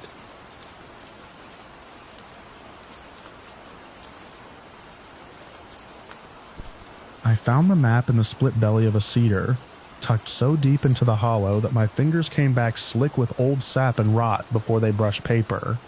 I had stepped off the faint game trail to filter water from a seep, and the tree stood there like a post marking nothing. The bark was furred with moss, the opening black and dry despite the damp air. I reached in because that's what I do when something doesn't fit. I've spent years walking alone in backcountry where most people won't overnight, and curiosity has kept me alive as often as caution has. The paper was folded into a tight square, edges soft as cloth. It wasn't modern trail trash. The lines were drawn by hand and pencil, contours sketched with a patience that felt obsessive. There were creeks and ridges I recognized from my USGS quad, but they were warped, as if seen through heat. In one corner, stamped faintly in ink that had bled into the fibers, was a string of symbols I didn't understand. It looked like a printer's registration mark, out of place on something so otherwise human. I sat on my heels and compared it to my map. I was on day 3 of a 5-day loop through a dense section of wilderness that doesn't see much traffic. Late afternoon light filtered green through the canopy, and the forest held that wet metallic smell that comes before evening. According to the official chart, there were no clearings within miles, just tight contour lines and intermittent blue threads of water. The hand-drawn map showed a small open circle beyond a low saddle to the west, marked by a dot at its center. No legend, no name. I should have left it there. I tell myself that now with the calm of distance. But I was less than a mile from the saddle, and I had time before dusk. An unmarked clearing can mean a meadow, and a meadow can mean dry ground and a better view. I folded the paper along its creases and slipped it into the zippered chest pocket of my shirt. I took a bearing and headed off trail. The woods thickened as I climbed. The understory was a weave of vine maple and young fir, their branches springing back against my legs. My pack caught on twigs. The air felt heavier, as if the trees were packed closer than they had any right to be. I moved carefully, checking my compass against the hand-drawn ridgeline. The saddle came up gradual and unremarkable, just a soft dip between 2 rises. On the far side, the forest floor changed. The ground cover thinned. The usual scatter of fallen limbs was gone. The clearing appeared without warning, a clean oval cut out of the chaos. It wasn't large, maybe 30 yards across, but it was deliberate. The boundary was too neat, the tree trunks along its edge too evenly spaced, as if someone had chosen which to keep and which to remove. The late sun slanted in and lit the center like a stage.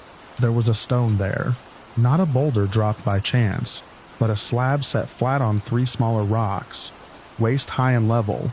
A stone altar is the only phrase that fits, though I hesitate to use it. The surface had been cleared of lichen and dirt, scrubbed down to a pale gray. Arranged on top was a spiral of personal items, each piece placed with care so that the curve tightened toward the center. I stepped closer without meaning to. At the outer edge lay a pair of wire-rimmed glasses, lenses smudged but unbroken. Next to them, a stainless steel watch with a cracked face frozen at some anonymous minute. There were rings, some gold, some silver, a thin chain with a small pendant, a leather wallet empty of cash but still holding a driver's license that had been weathered beyond legibility. The spiral wound inward with bracelets and pocket knives, and a compass that looked older than mine. Nothing was smashed. Nothing was dirty. The arrangement was precise, the spacing consistent, as if measured by eye, and adjusted until it satisfied someone's private standard. I didn't touch anything. I've come across old camps, forgotten gear, even a wrecked hunting blind miles from a road, Those feel accidental. This did not. The clearing held a silence that wasn't natural. No insects skimmed the air. No birds shifted in the branches. The forest watched its own absence. The first click sounded like a pebble tapped against wood, sharp, hollow. I turned toward the trail line behind me. Nothing moved.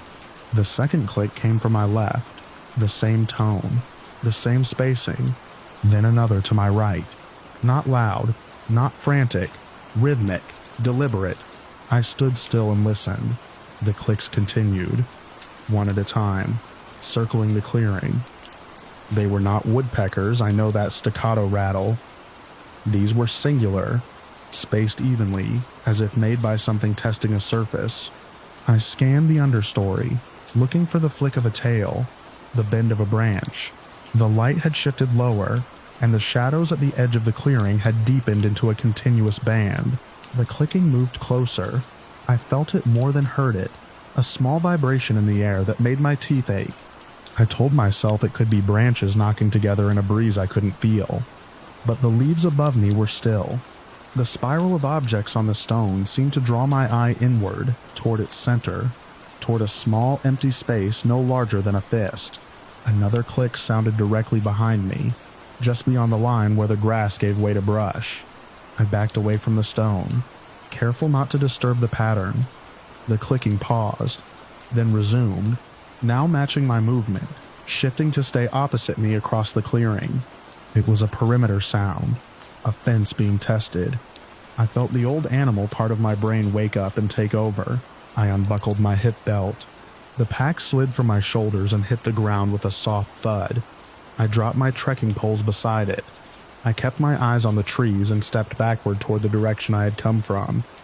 The clicking accelerated, not faster in tempo but closer together in space, popping from trunk to trunk. I turned and ran. The brush closed around me immediately. Branches clawed at my arms. I heard the clicks on both sides now, parallel to my path. They did not crash through the undergrowth. They kept pace without sound except for that measured knock. I pushed downhill instead of up, abandoning my bearing for speed. The forest floor sloped away, slick with old needles. I slid, caught myself, kept moving. My breath came loud in my ears. The light was draining out of the woods. I expected to feel a hand on my pack that wasn't there, to be yanked backward by something I couldn't see. Nothing touched me. The clicking stayed just out of reach, sometimes ahead, sometimes behind, never crossing into my line of sight. I didn't look back again. I ran until the trees began to space out and the ground leveled. I recognized a deadfall I had stepped over earlier in the day, its roots torn up like ribs. The sound cut off as abruptly as it had started. I didn't stop moving. I put distance between myself and the saddle, angling toward a creek I knew would lead me back to the main trail. Without my pack, I felt unbalanced, stripped down to the essentials in my pockets. A lighter, a small knife, the folded hand-drawn map against my chest. The forest resumed its ordinary noises around me. The whir of insects, the far-off caw of a crow. Dusk settled in layers. I reached the creek at full dark and followed it by sound and memory until it braided into a wider channel near the trail. I walked out under a thin slice of moon and didn't stop until I saw the pale rectangle of the trailhead sign in my headlamp. My truck was the only vehicle in the lot. Inside the cab with the doors locked and the engine running, I finally allowed my hands to shake. I told myself I would return in daylight with someone else, retrieve my pack, document the clearing, report the items to the ranger station. I have always believed that the woods are just woods, that anything arranged by human hands can be explained by human motives. I reached up to my chest pocket to take out the map. The zipper was still closed. I opened it and slid my fingers inside. The pocket was empty. I checked my pants pockets, my jacket, the seat beside me. Nothing. I remember the texture of the paper when I folded it. I remember tucking it in. There was no tear in the fabric, no gap where it could have slipped out during the run.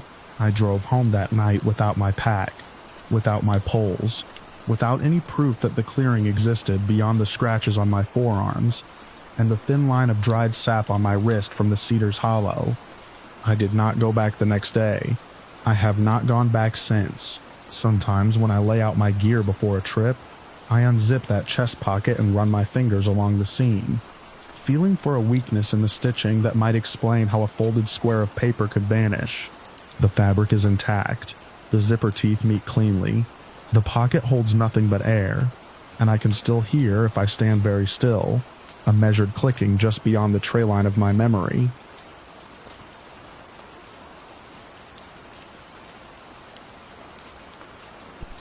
I stepped off the marked trail because the map on my phone showed a structure that wasn't supposed to be there anymore. The county had listed the old chapel as demolished in the late 90s, but satellite images still showed a roofline tucked under the trees.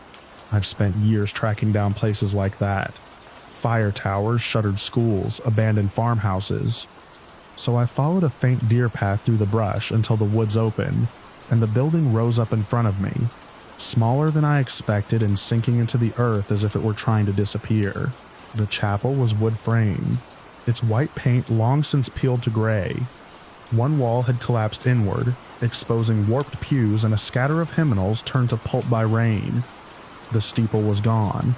Vines had claimed the front steps. It was quiet in the way remote places get during the day, where the only sound is wind combing through leaves and the distant knock of a woodpecker. I remember feeling pleased with myself for finding it at all. I circled the exterior first. That's a habit. I look for fresh footprints, broken glass, signs of recent fires. The ground was soft from a storm the night before, and I saw shoe prints that weren't mine pressed into the mud near a side entrance. They weren't crisp, but they weren't old either. A plastic grocery bag snagged on a bush fluttered weakly. I told myself it was probably teenagers or someone camping rough. I've run into squatters before. Most just want to be left alone. Inside, the air was stale but not unbearable. Light filtered through gaps in the boards, striping the floor. Someone had dragged two pews together to make a platform and laid a thin mattress on top. There were empty food cans stacked neatly along the wall. A cracked mirror propped against the altar, and a blue tarp folded with care. It wasn't random vandalism, it looked lived in. I took a few photos for my records, and saved the GPS track on my phone. Then I noticed a narrow door at the back of the sanctuary, half hidden behind a fallen beam. It led down to a basement I hadn't seen from outside. The steps were steep and damp. As soon as I descended a few feet, the smell changed. Upstairs had been dust and wet wood. Down there it was thicker, sour and metallic, the kind of odor that coats the back of your throat. I've smelled dead animals on trails before. This was different, stronger, confined. The basement ceiling was low, with exposed joists and dangling wires. A single extension cord snaked across the floor to a camping lantern sitting on a crate. It was turned off, but the batteries were still inside. There were water jugs lined against the wall, and a bucket with a tight lid.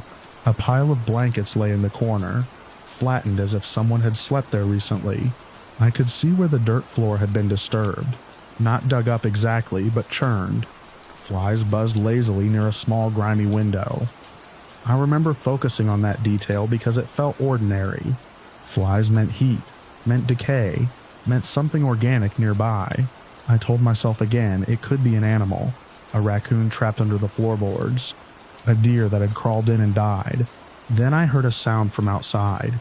Not loud, just a scrape, like a shoe against gravel. I froze. The basement felt suddenly too tight, the air too used. I stood there listening, heart thudding hard enough that I could feel it in my teeth. Another scrape, closer to the side of the building. Not wind, not an animal moving through leaves. Something deliberate. I switched off the flashlight I'd been using and waited. The smell seemed stronger in the dark. My eyes adjusted enough to make out the outline of the stairs. No voices, no footsteps descending, just that sense of someone occupying the same space, separated by a wall and a few yards of dirt. This is where people get themselves into trouble. I remember thinking, curiosity overriding instinct. I moved slowly back up the steps. Each board creaked under my weight. I expected at any second to see someone framed in the doorway, blocking the light. No one was there. The sanctuary looked the same as before. Mattress, cans, tarp. But the quiet had changed. It felt aware. Through a crack in the wall, I saw part of the clearing beside the chapel. There was a small outbuilding I hadn't paid much attention to earlier. Maybe an old storage shed or a detached office. Its door was shut. A length of rope hung from the handle. I was almost certain it hadn't been there when I first walked around. But I couldn't trust that memory. The smell followed me upstairs now. Faint but undeniable. I didn't call out. I didn't announce myself. I stepped back through the side entrance into the daylight and forced myself not to run. The clearing seemed brighter than before, almost harsh. As I passed the outbuilding, I caught a stronger wave of that same odor leaking from a gap near the foundation. It was enough to make my eyes water. I kept walking until the trees swallowed the chapel from view. Only then did I pick up my pace. On the drive home, I tried to rationalize it. Maybe someone had been butchering deer out there. Maybe the basement was just a rough shelter, and the smell came from spoiled food. But the image of the disturbed dirt and the flies at the window kept replaying. By the time I reached cell service, I had decided to call the county's non-emergency line. I told them I'd found an abandoned structure with signs of habitation and a strong odor that concerned me. I gave them coordinates. I didn't mention the scrape outside. That part felt too thin, too subjective. 2 days later, a deputy called me back. He asked me to confirm the location and whether I had entered the buildings. His tone was controlled, professional.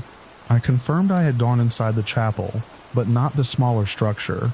There was a pause on the line before he told me they had recovered human remains from the outbuilding adjacent to the chapel, specifically a head and torso. He didn't offer more details and I didn't ask. I sat at my kitchen table after that call, staring at the wall. The scrape I'd heard, the rope on the handle, the lantern with fresh batteries. Someone had been using that space recently, either the person responsible or someone connected to it. And I had been in the basement beneath them, separated by floorboards and a few breaths of air. Law enforcement asked me to meet them at the trailhead to walk through what I'd seen. By then, the area was taped off. Crime scene technicians moved methodically around the outbuilding.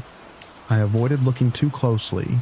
Even so, I caught a glimpse of a gurney being wheeled toward a van, a black bag zipped tight. The deputy told me they believed the remains had been placed there within the last week.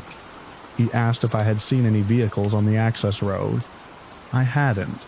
It was possible someone had parked deeper in the woods, beyond the bend where the trees closed in. After giving my statement, I was free to leave. I stood for a moment at the edge of the clearing, looking at the chapel one more time. In daylight with uniforms and flashing lights around it, it seemed smaller, less mysterious, just wood and nails and rot.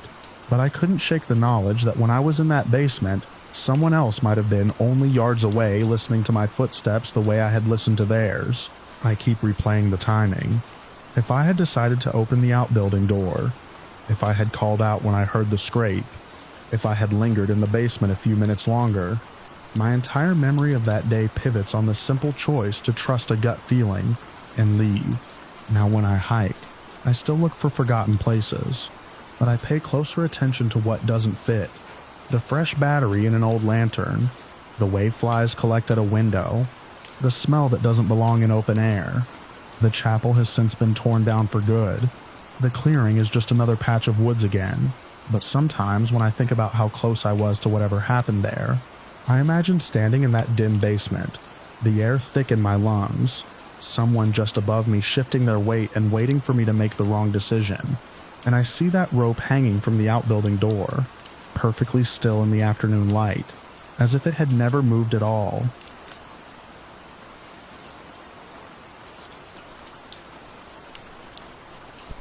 I first felt it breathe on me while I was sweeping plaster dust off the floor of the west wing. It was late afternoon, the kind of heavy summer heat that makes old houses smell like wet wood and old paper. The windows in that part of the mansion had been removed for restoration, leaving only framed openings covered in plastic. The plastic barely moved. The air was still. I remember pushing the broom along the warped boards and watching the dust curl up in pale clouds, when something warm touched the back of my neck. Not a draft, not a brush of fabric, a slow, steady exhale. I turned around so fast I hit my elbow on a stripped stud. There was nothing behind me but exposed beams and a sagging ceiling where my dad had torn out damaged plaster the week before. Down the hall, I could hear the low hum of his radio and the scrape of a ladder being dragged across tile. Brianna was outside, sitting on the porch rail and scrolling through her phone, pretending she did not hate our new life. I stood there longer than I want to admit, waiting for the feeling to repeat itself. It did not. The house was quiet again, heavy and listening. That was 3 weeks after we moved to the small town of Halbrook, so my dad could oversee the renovation of the Whitmore mansion. He was an architect who specialized in historic properties, and when the town council finally secured funding to restore the place, they wanted him. The house had been empty for almost 40 years. It sat back from the road behind a rusted iron fence, 3 stories of faded brick and tall windows, with a porch that wrapped around like folded arms. We were not supposed to live there. Not officially, but Dad convinced the council it would save money if he stayed on site during the early phases. So we moved into the smaller carriage house out back while the main structure was gutted. Room by room, Brianna took it the hardest. She was 17, a year older than me, and she had just started to build something for herself back home. In Halbrook, there was nothing but a gas station, a diner, and kids who had known each other since kindergarten. She called it a prison without bars. Dad called it an opportunity. From the beginning, he had rules. No going into rooms marked unsafe. No inviting anyone over until structural inspections were complete.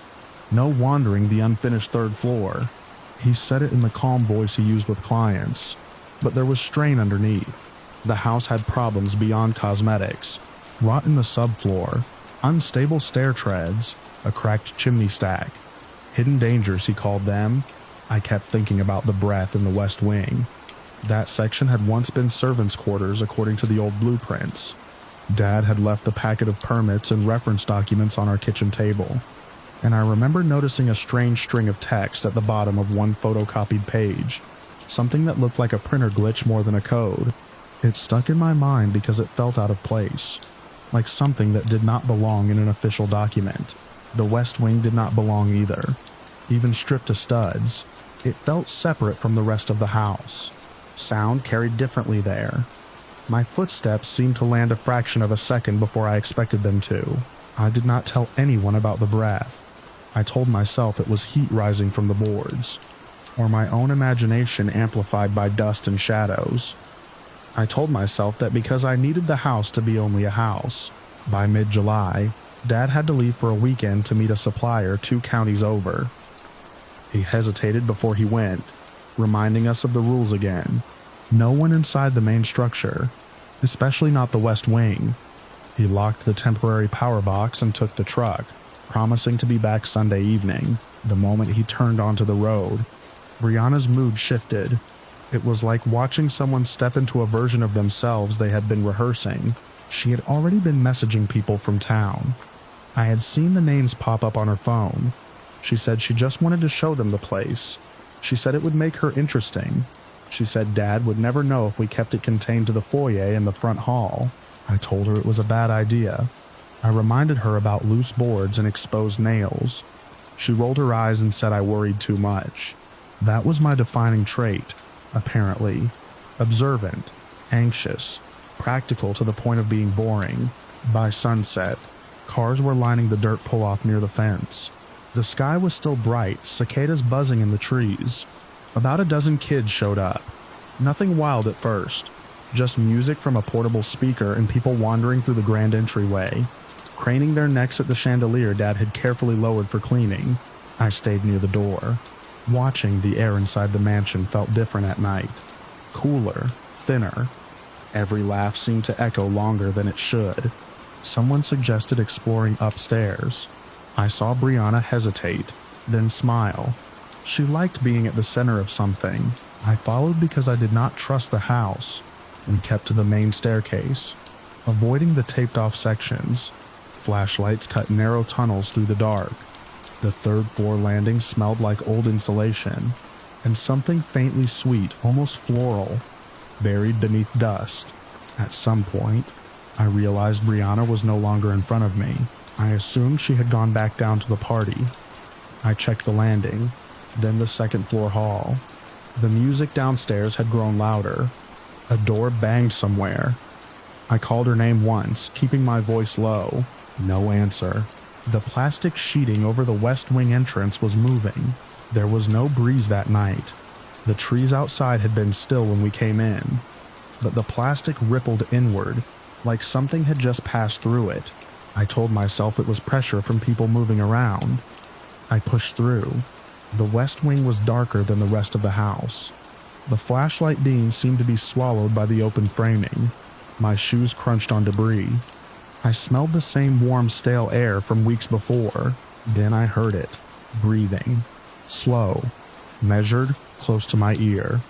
I froze. The sound did not echo like the others. It was intimate, direct. My skin prickled. I whispered Brianna's name. The breathing did not change. I took one step forward, then another. The beam of my flashlight caught the pale shape of her hand on the floor. She was lying on her back between two exposed studs, eyes open, staring at nothing. Her mouth was slightly parted. Her chest rose and fell too evenly, as if she were asleep, but her body was rigid. I dropped to my knees beside her. Her skin was cold despite the heat. I shook her shoulder. No response. The breathing sound was still there, but it did not match the rhythm of her chest. For a second, everything narrowed to the space between us. The dust, the faint smell of old wood, the sense that we were not alone in that unfinished room. Then the plastic at the doorway snapped hard against the frame. The sound jolted me. I screamed for help. The rest of the night fractured after that. Someone called for an ambulance. Flashlights bobbed in the hall. Hands lifted Brianna onto a makeshift stretcher. I stayed beside her, holding her wrist, counting nothing, just feeling for proof that she was still there. At the hospital, doctors asked about drugs, alcohol, head injuries. There were none. Her blood work came back clean. No concussion, no sign of stroke. They used the word episode. They used the word stress. She woke up the next morning but did not seem to recognize me. Her eyes tracked movement in the room, but not faces. When she finally spoke, it was to ask who was breathing so loudly. No one else in the room heard anything. Dad returned to flashing lights, and a police car parked crookedly by the fence. He looked smaller somehow, like the house had taken something from him too. He listened to the doctors. He walked through the west wing with the inspector. They found no gas leaks, no mold pockets large enough to explain sudden collapse, no structural failure that could have caused a fall. Brianna never came back to the carriage house. Over the next few weeks, her confusion turned into something heavier. She complained of constant whispering just out of range. She said someone stood at the foot of her bed at night, breathing in and out, patient and steady. She stopped sleeping. She stopped eating. Eventually, the doctors recommended long-term care at a psychiatric facility an hour away. Dad signed the papers with shaking hands. The town council quietly reassigned the project to another firm. We moved back to our old city before summer ended. The Whitmore mansion remained half renovated. Its west wing still open to studs and shadow. I think about that afternoon more than the party. The broom in my hands, the dust rising in soft spirals, the warmth at the back of my neck when no one stood behind me. I have tried to build explanations. Heat pockets trapped in old walls. My own breath reflected by insulation. Shared hysteria brought on by stress and isolation. Each theory sounds reasonable in daylight, but sometimes, when I am alone in my apartment and the air is perfectly still, I feel that same slow exhale against my skin. I do not turn around anymore. I know there will be nothing to see. What stays with me is the image of Brianna on the unfinished floor, eyes open to something I could not see, listening to a rhythm I still hear in my worst moments. A house can hide rot behind fresh paint. It can hide weakness beneath polished floors. And sometimes in the quietest parts of it there is a breath that does not belong to anyone living, waiting in the dark for someone to stand still long enough to feel it against their neck.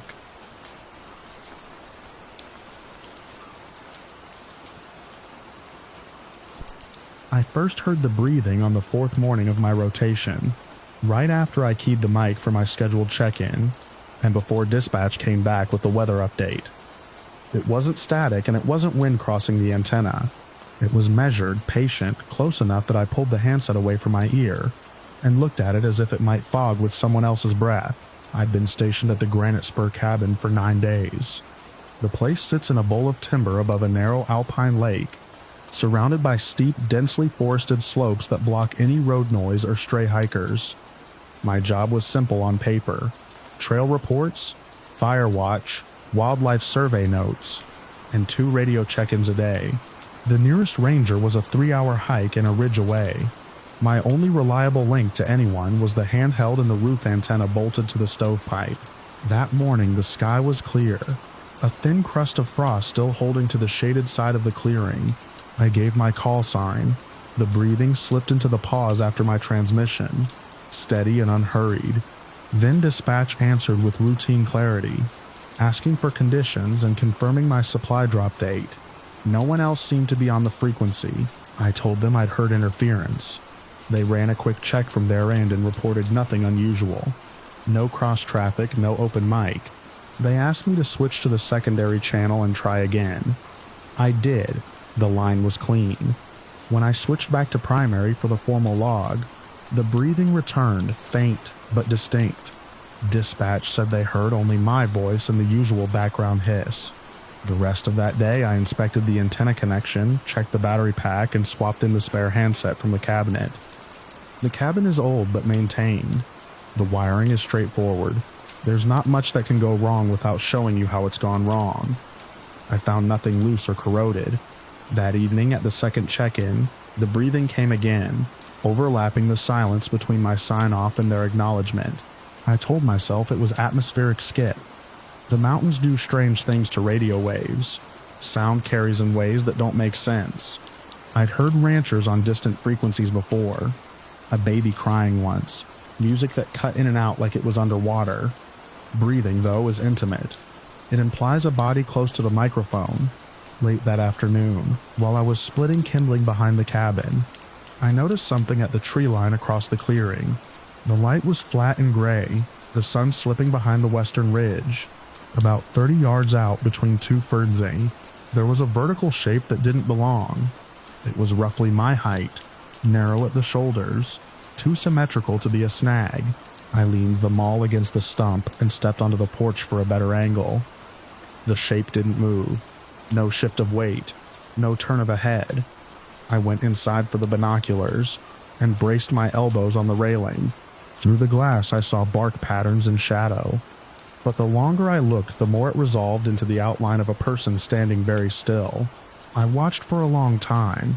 The wind picked up and moved the higher branches. The undergrowth stayed mostly still. The shape remained fixed, facing the cabin. I called out once, just to break the tension. My voice carried and died in the trees. No response. After a while, the light changed enough that the contrast softened, and the shape seemed to blend back into the trunks behind it. When I went out with a flashlight at dusk, sweeping the beam across that stretch of forest, I found only trees spaced the way trees naturally space themselves. That night I lay on the narrow bunk with the radio on the crate beside me.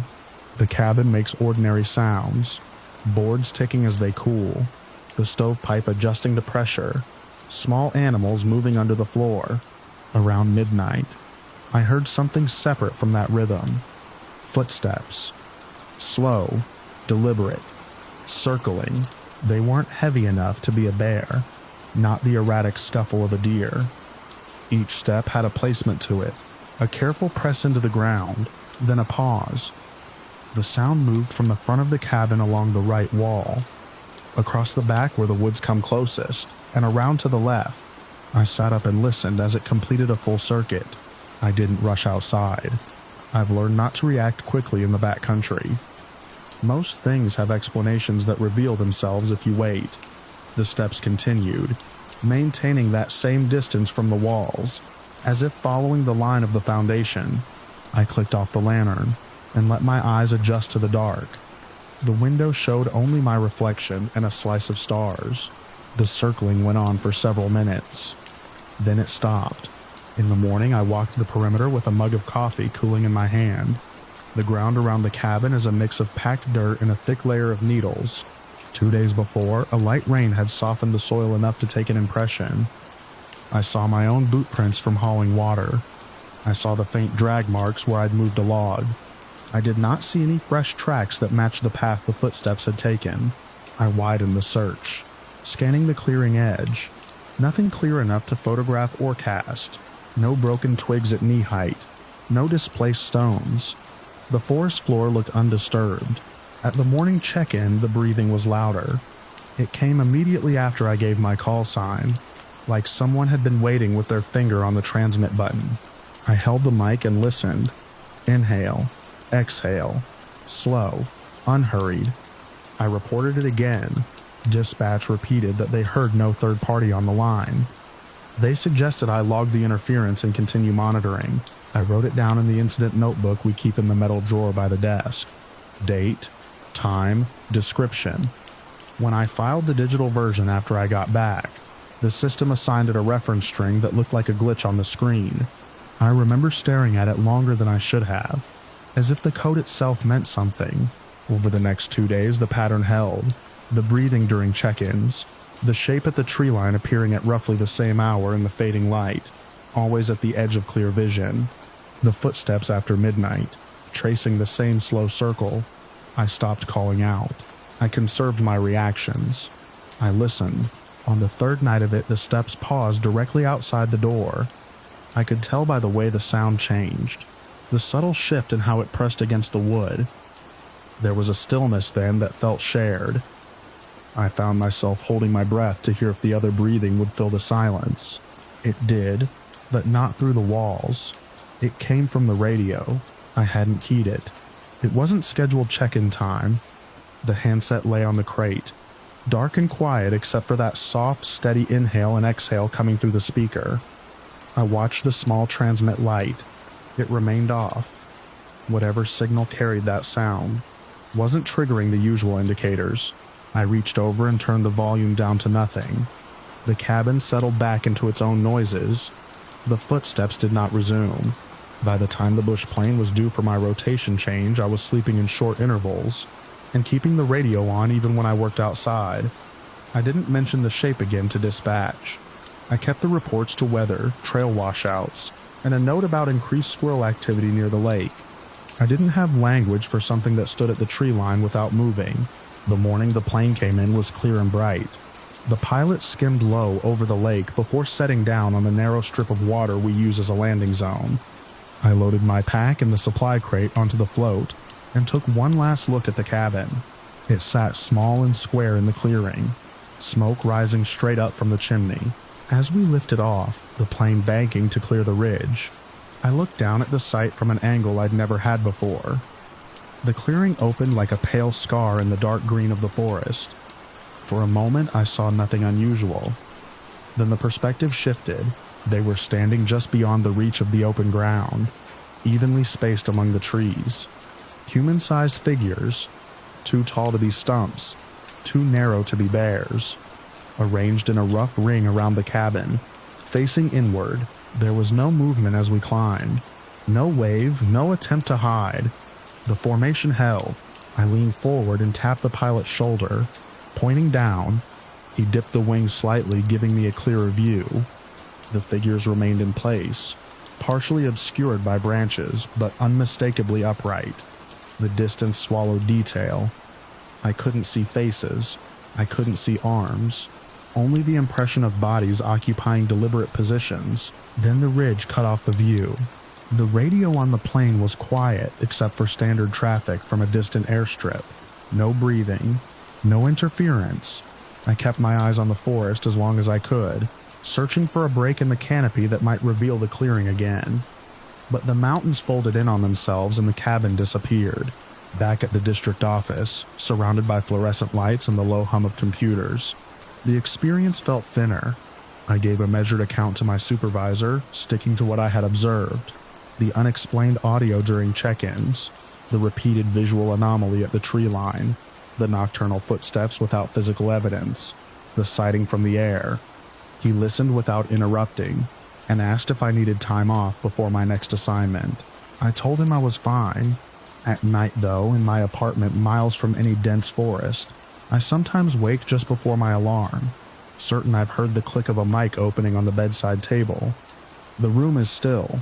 The city outside moves in its ordinary patterns. I lie there and listen to my own breathing, steady and involuntary, and I picture that clearing from above, the cabin at the center, and the silent figures holding their positions at the edge of the trees, waiting for the next scheduled check-in.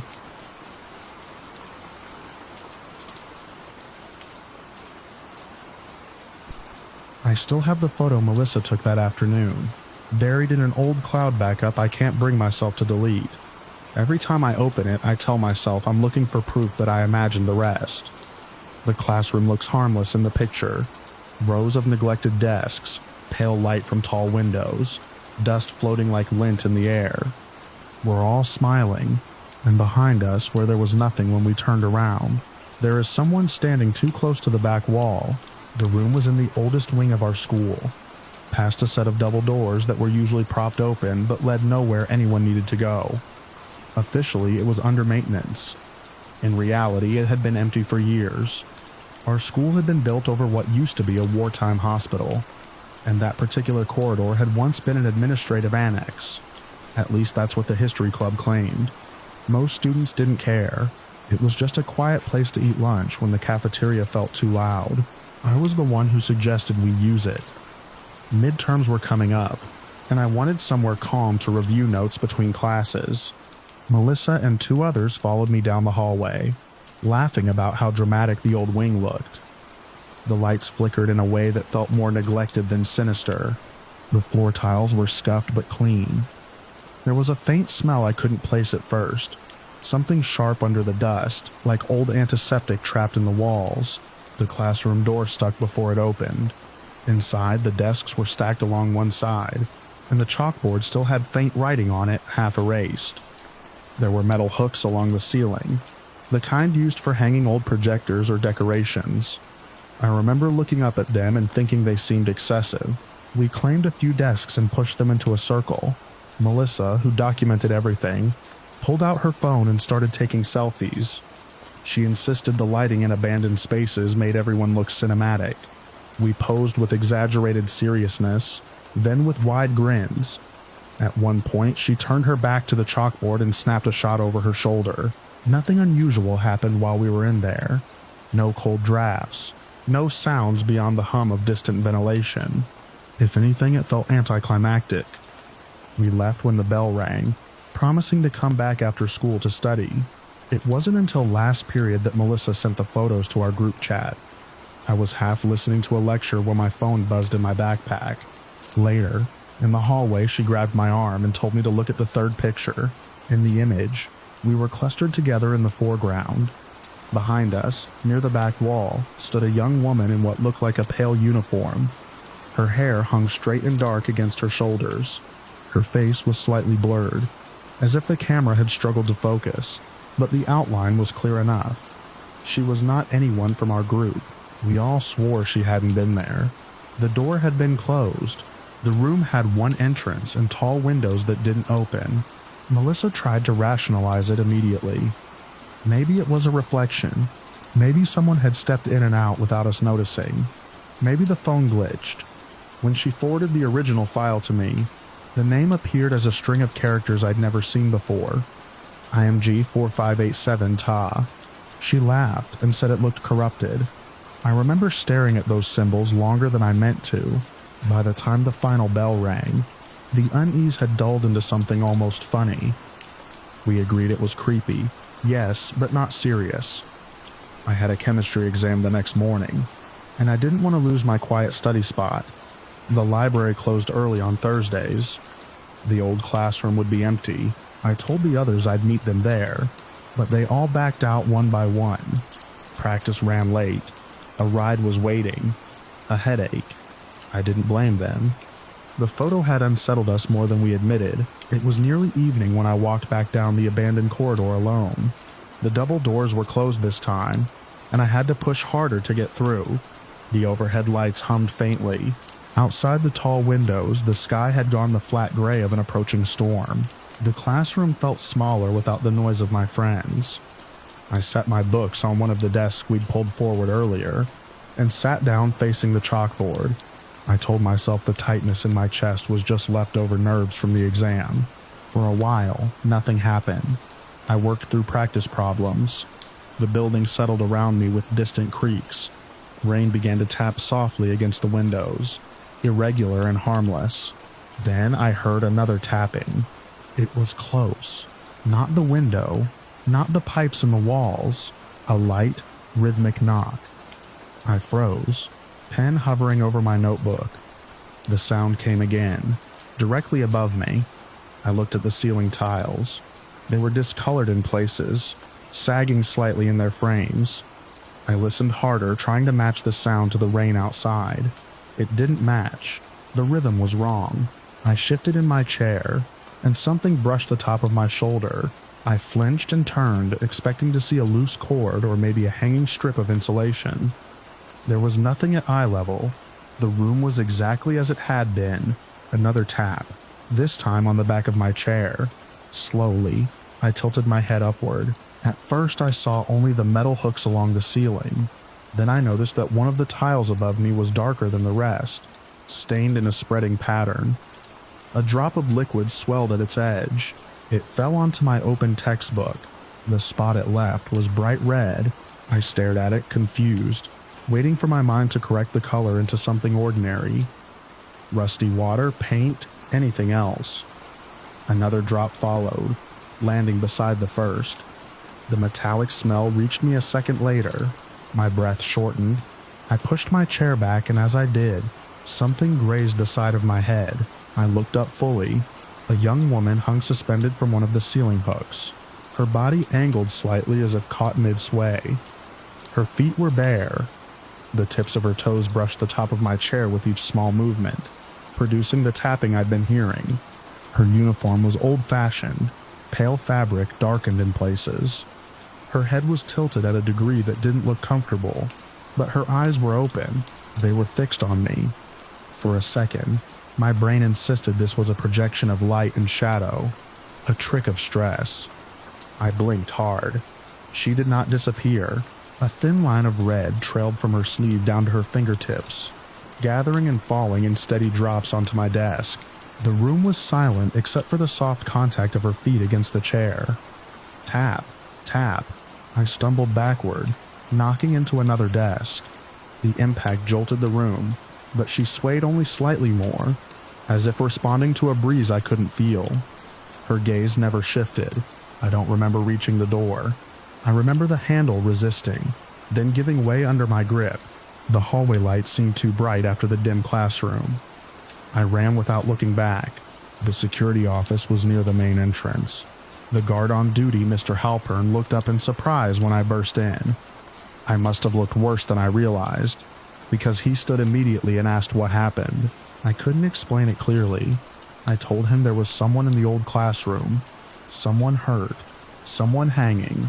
My words tangled over each other. He didn't question me. He grabbed his radio and keys and walked quickly down the corridor with me trailing behind, though every step closer made my skin crawl. When we reached the classroom, the door was closed. He opened it slowly. The room was empty. My books were scattered across the floor where I'd knocked them aside. My chair was tipped over. On the desk, my textbook lay open to the page I'd been studying. There were no drops of red on the paper. The ceiling tiles were dry and pale. Mr. Halpern examined the hooks above us, then looked back at me with an expression I couldn't read. He didn't accuse me of making it up. He didn't laugh. He simply told me in a measured tone that the room had a history. Decades ago, before the school expanded, a student had been found in that classroom after hours. The records were unclear about the exact circumstances. The building had still carried remnants of its time as a hospital. There had been questions about supervision, about why that particular space was accessible. Afterward, the room was closed for a long time. When renovations happened, administrators chose not to assign it regular use again. He said some staff preferred not to linger there alone. That was all. He locked the classroom door that night and told me to focus on my exams. I didn't argue. I didn't tell my friends what I'd seen in full detail. Melissa deleted the photo a week later after claiming it made her phone glitch. I never stepped into that corridor again. Even now, years after graduation, I sometimes think about the metal hooks along the ceiling and the way her feet tapped against the back of my chair with patient, almost absent rhythm. I think about the red drops that left no stain and the fine line that shouldn't have existed. Whenever I pass the school during alumni events, I keep to the brighter hallways and avoid the double doors at the end of the building, because I know if I walk far enough, I'll hear that soft, deliberate tapping waiting for me in the darkened room at the end of the hall.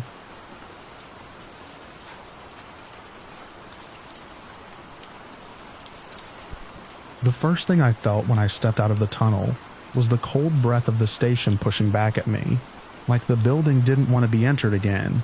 My boots left damp prints on the concrete as I climbed from the narrow service corridor into the cavernous dark beneath Michigan Central Station. I switched off my backup light and let my eyes adjust to the thin spill from my headlamp. Above us, the hollow shell of Detroit's old monument stretched up into blackness. I've led dozens of entries into abandoned places, and I don't improvise. I keep rules folded in my pack, the same checklist I've refined for years. Stay together, test every surface, no edges without a spotter, no shafts without a tether. We had followed them perfectly getting in, through the hidden tunnel that spit us into the station's underbelly, without crossing the obvious barricades. It was clean, controlled, quiet. That success was the problem. C was already sweeping his light across the basement columns, grinning at the scale of it.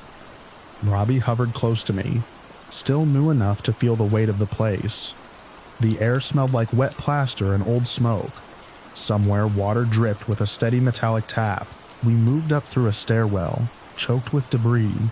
The grand concourse opened above us like the ribcage of something long dead. Windows blown out, moonlight leaking in through broken panes. Wind slid through the building and made a low note that never quite stopped. Our beams caught graffiti, peeled paint, pigeon feathers. We climbed floor by floor. Offices gutted to brick, doors hanging crooked. The higher we went, the more the city lights spread out beyond shattered windows. By the time we reached the 13th floor, Robbie's nerves had thinned into excitement.